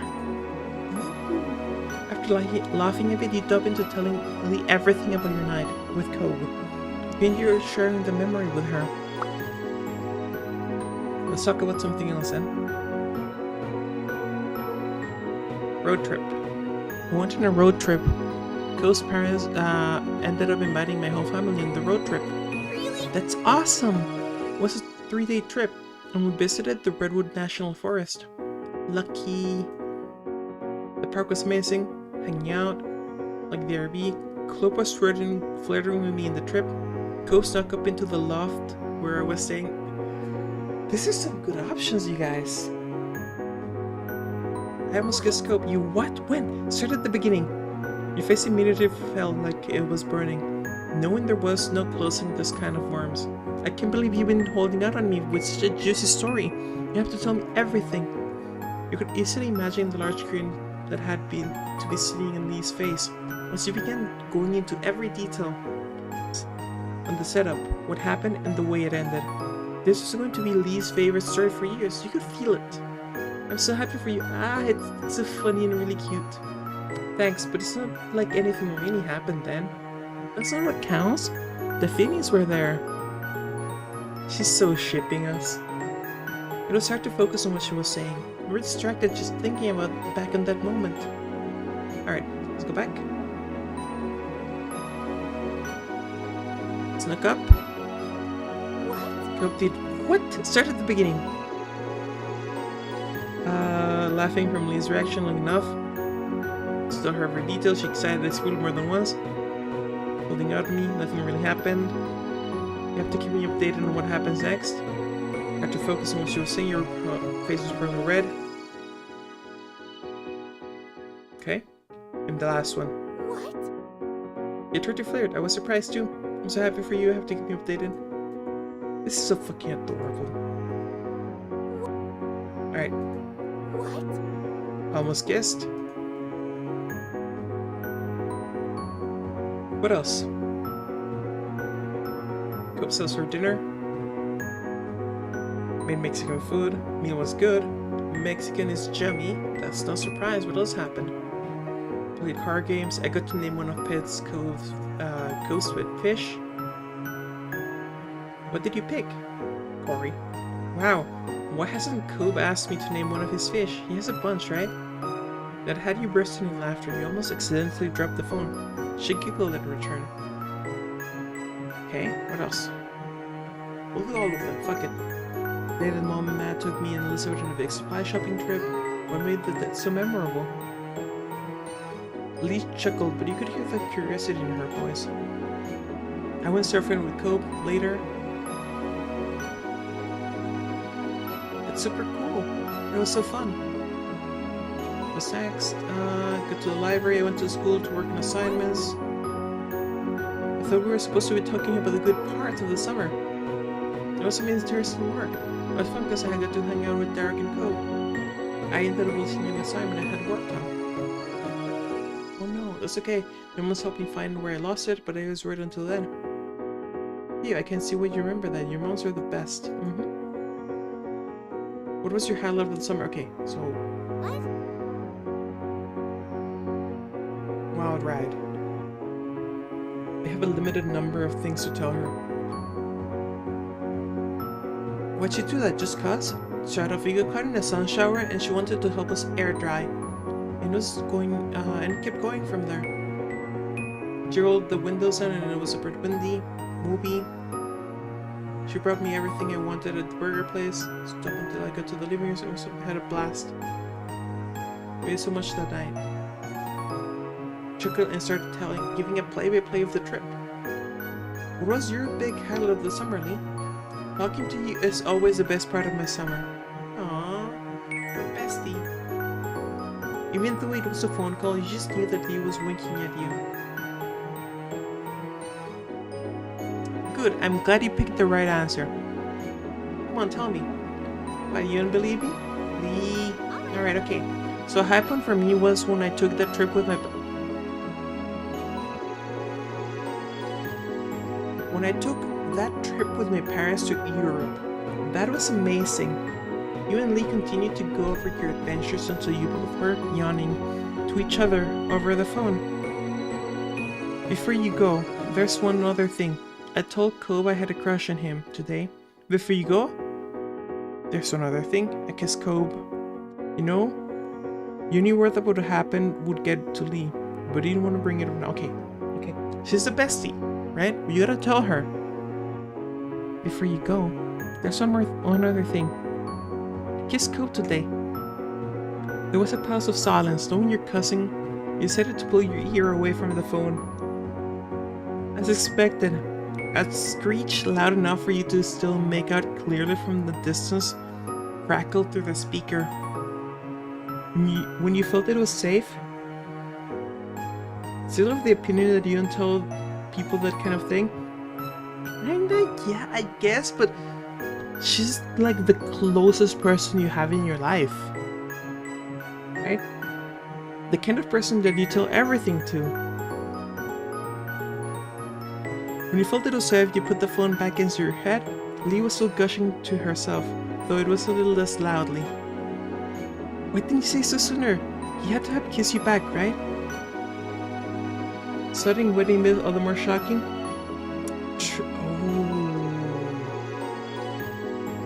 You think she'd babble? You think she'd spill?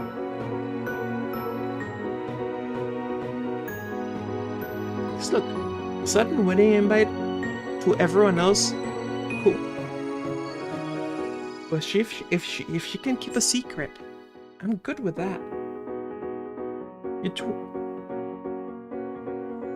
two are the most perfect pair ever. Tell me, please. Use the precious little time you had left to try filling her in as best you could. You were capable of in that moment.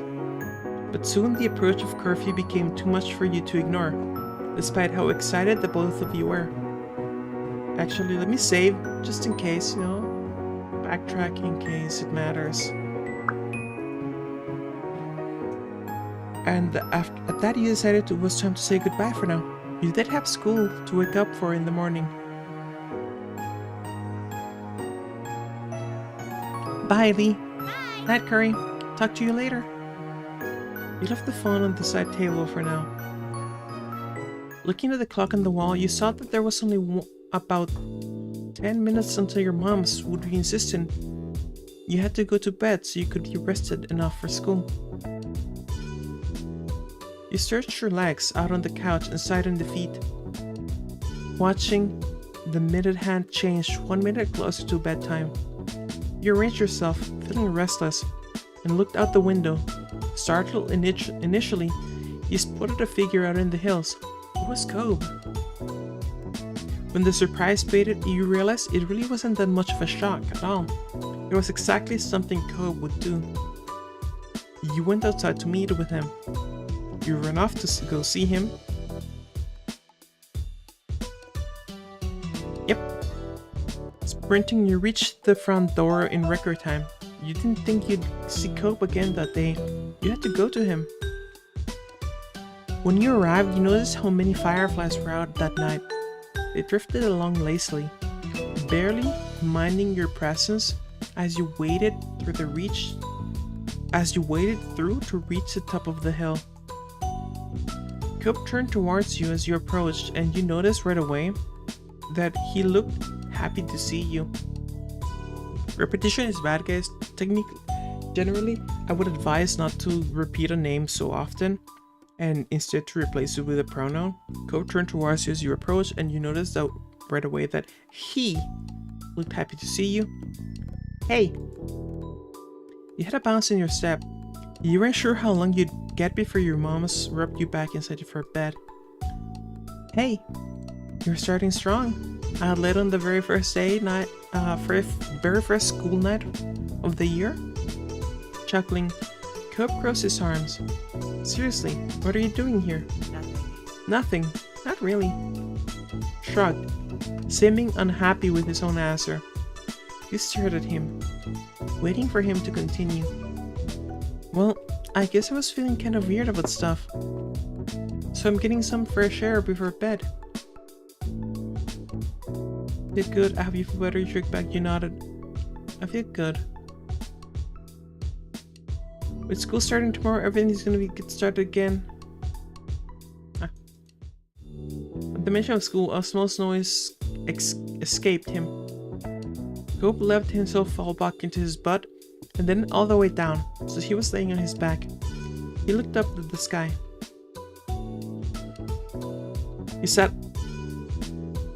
lay down or sat on his chest, you guys? I'm thinking sat on his chest. Cause, come on. He had made himself a pretty available seat with the way he was laid out. He plopped square in the middle of his torso. Of course, he jumped up in surprise, though couldn't get far with you on top of him. He plopped right back into the grass. With a huff, he just gave up on being shocked. Fine. He snickered in a self-satisfied way. He had been lost in thought, or was possibly waiting for you to situate yourself. But he started speaking unprompted again. I'm sorry. I'm sorry for being kind of awkward when my mom was leaving. Surprised, you startled him a moment. Weren't expecting that. I just wanted you to know that I talked to my dad about how I felt and things. It's okay now. You were genuinely glad to hear that, and it brought a small smile to your face, but your thoughts quickly wandered back to the first day you met Mr. Holden. Did his dad confess about that? From the way Cope talked, you guess he hadn't. So there was more Cope and his dad should talk about, but it was a relief to know that they had made a start. Now wasn't a good time to bring it up. What you're thinking, though. You could wait longer to say it. It was almost unbelievable how much of an impact he had made on your life. Just by moving in next door. You couldn't even imagine what your days might have looked like in a world where you hadn't met him. Cope glanced back at you, waiting for a response, and you had no idea what to say. Then, without a word from you, Cope shook his head strongly. What? It's you. Huh? He snickered before answering. He looked thoroughly amused with your reaction. That's what you do all the time. So I'm being you. You do that all the time too. So do you, Coop. We're stoned. He noticed enough to take note of it. What?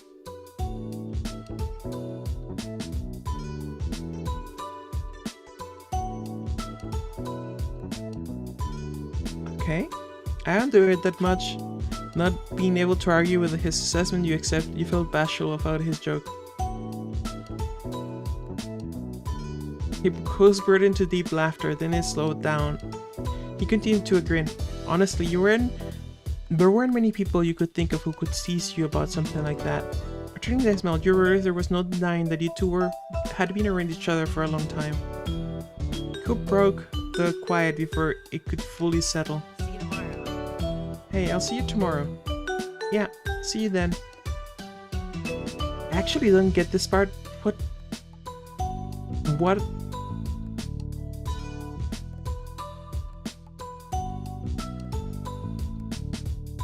Shuki said strongly, what? It's you, huh? What? Shake my head?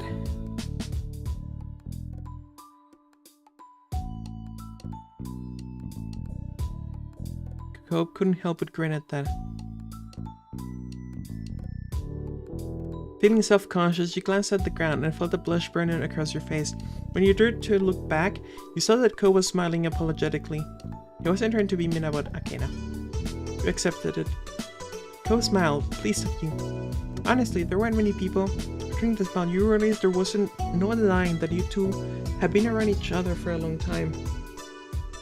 Ko broke the quiet before it could fully settle. See you tomorrow. Hey, I'll see you tomorrow. Yeah, see you then. With a final wave, Ko headed for home, but you stayed there a few minutes later. Your mind kept going back to his simple statement, see you tomorrow. No matter how much was changing around you,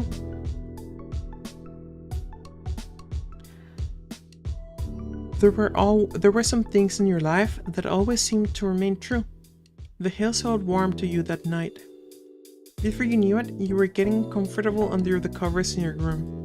Your mind couldn't help but still be buzzing with thoughts about the future. It was hard not to think about Kobe. There hadn't been enough time to really figure it all out after what happened between you. You felt excited. There was still doubt in your mind that things were moving forward, and you couldn't wait to find out what changes were waiting for you on the horizon. Slowly, your eyes grew heavy as you drifted off to sleep, your mind spinning with wishful thoughts. No matter what happened next, you could only hope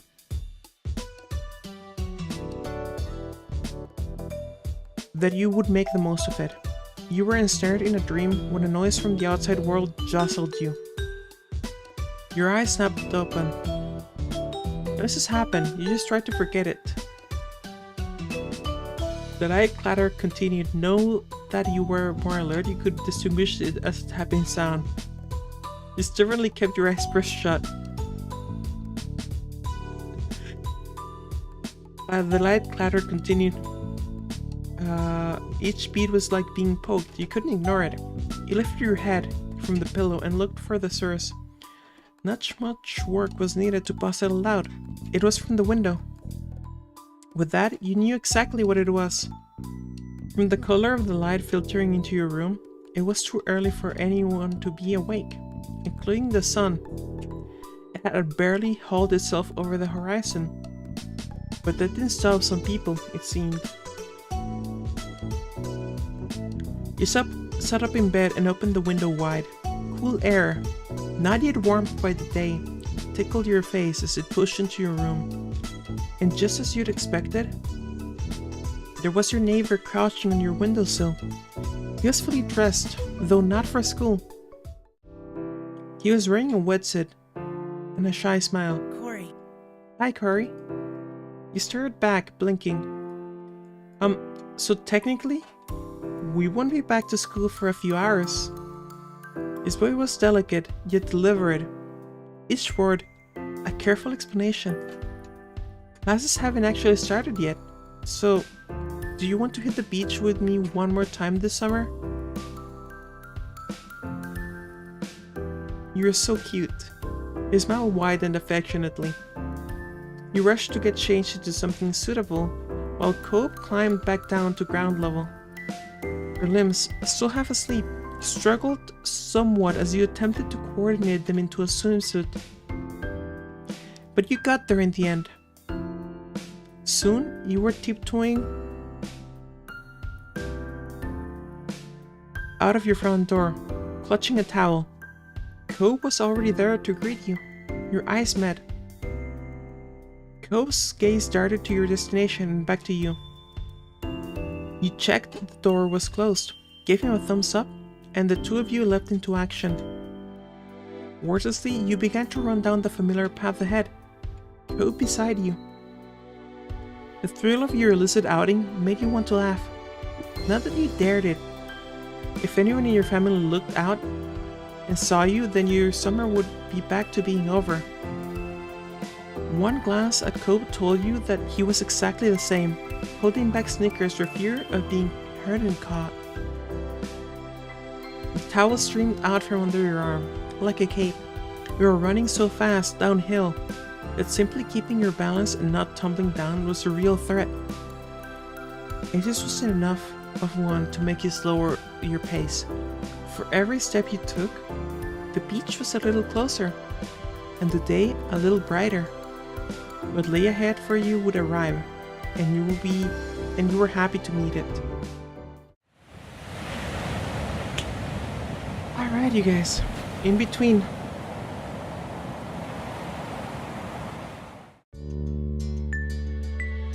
This tastes rosy cheeks, no birthmarks, no scars, no freckles, no acne, thick earrings. But I'm gonna put on some earrings. Other than that, yes.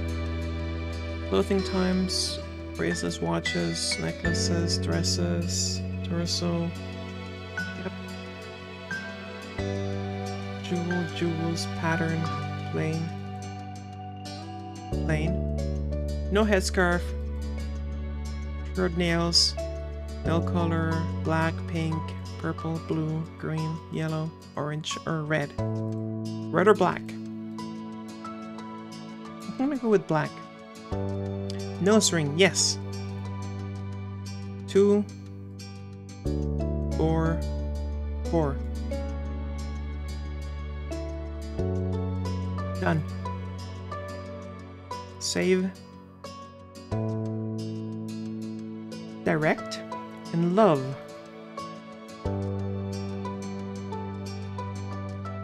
Perfect. Of course, not even a question. You are correct. Ready.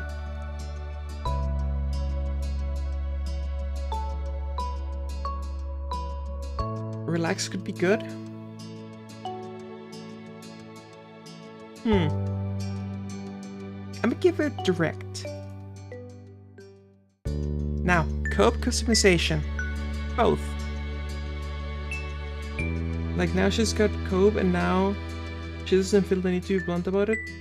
No, I know. I want to see what they are like. Hair. 3 or 4. 2 or 3, I mean.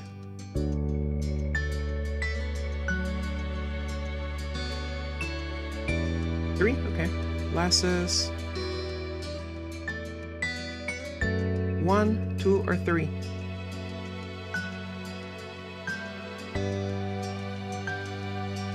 1? Okay. Earrings? Yes.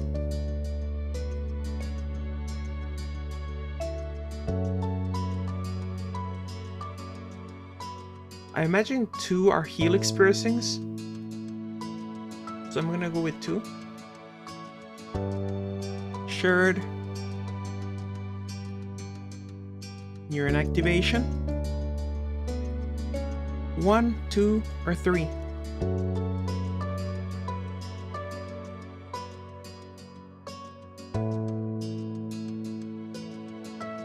I'm extremely tempted by 3.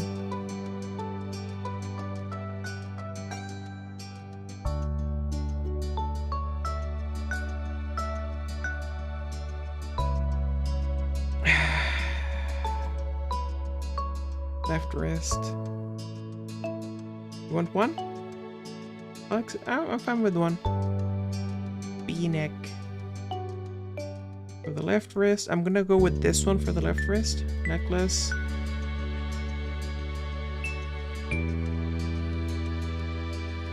pants to be jeans, huh? Cargos to A, B.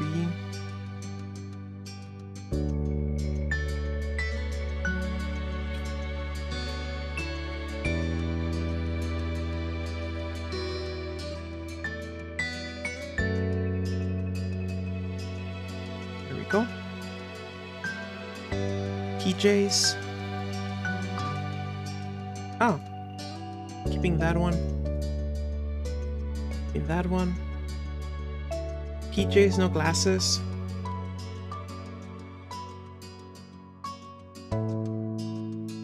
Alright then. Blue. Formal.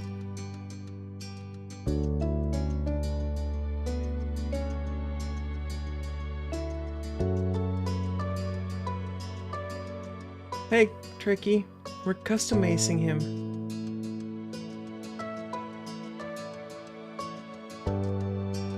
A man bun? Yes.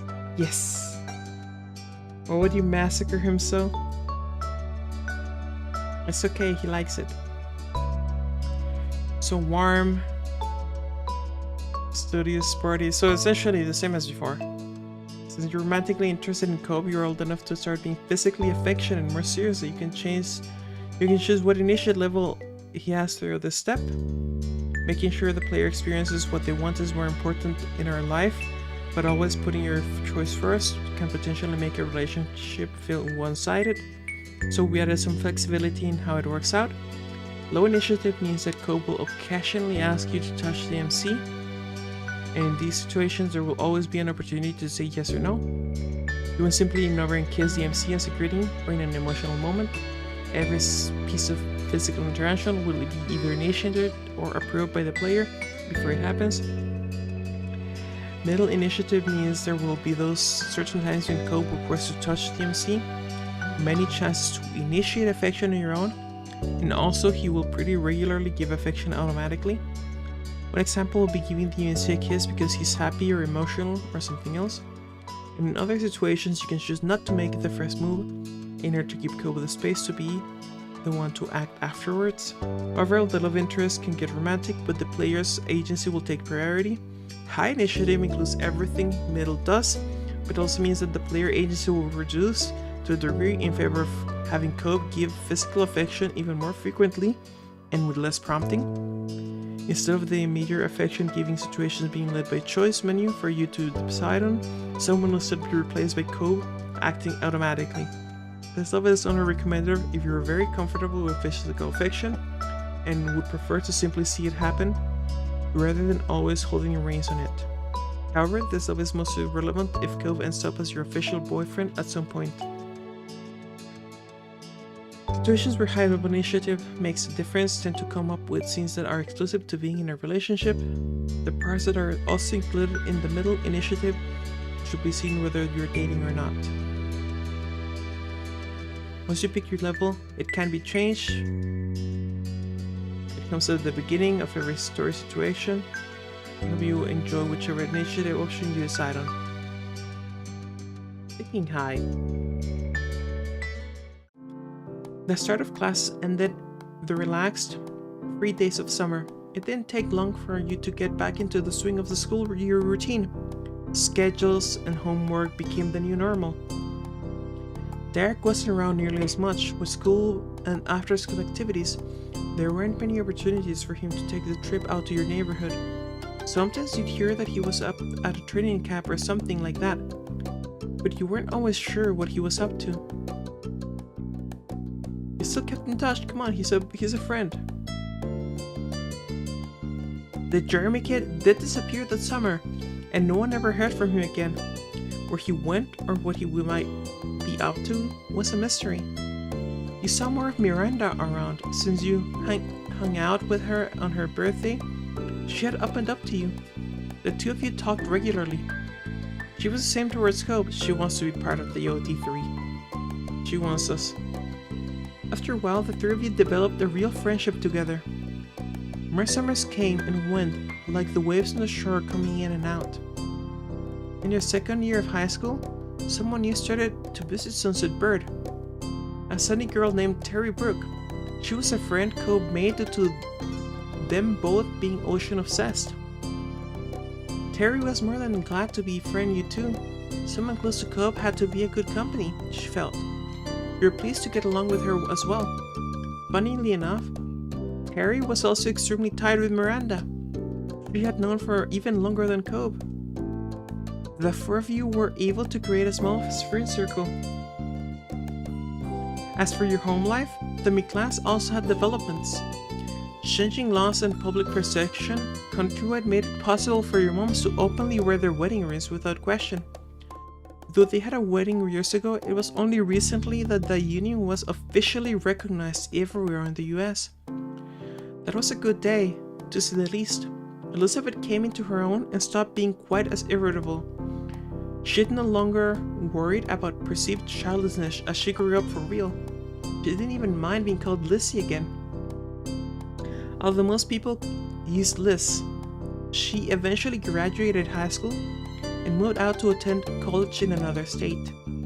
It was a lot for you to adjust to your older sister being gone. Liz never let you forget her role in your life though, and kept in touch. Co's relationship with his family improved over the years. Kira visited several times after that summer, and things became easier between the two. He was also closer with his dad than ever before. You knew they talked more, and that helped prevent a little friction before it could start. And Cobb only continued to open up to his parents and the rest of the world. He was so bright, he shone.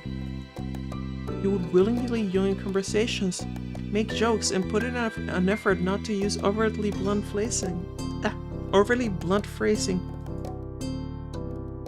Outdoor and physical activities still had his heart and his body. By this point, he had developed a real skill. Many people thought he had what it took to become a pro. Things had shifted between you and Cobb, but in a way that most couldn't see. After all this time, he wasn't just your neighbor.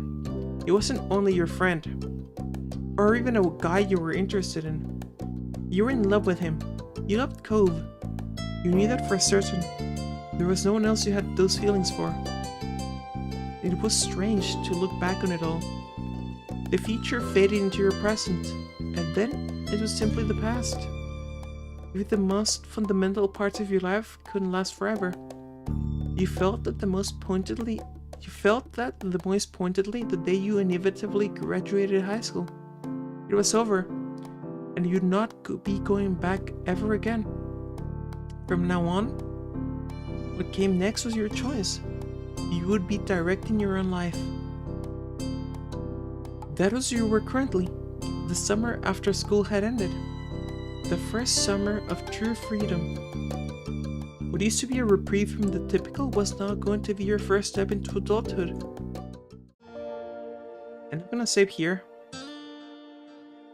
and call it for the night, you guys. Holy shit. That was great. It was fun.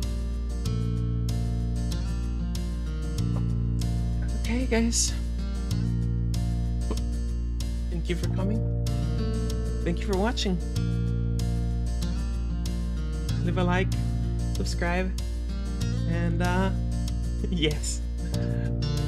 That's a good clip. See you, Derpy. See you, Trekkie.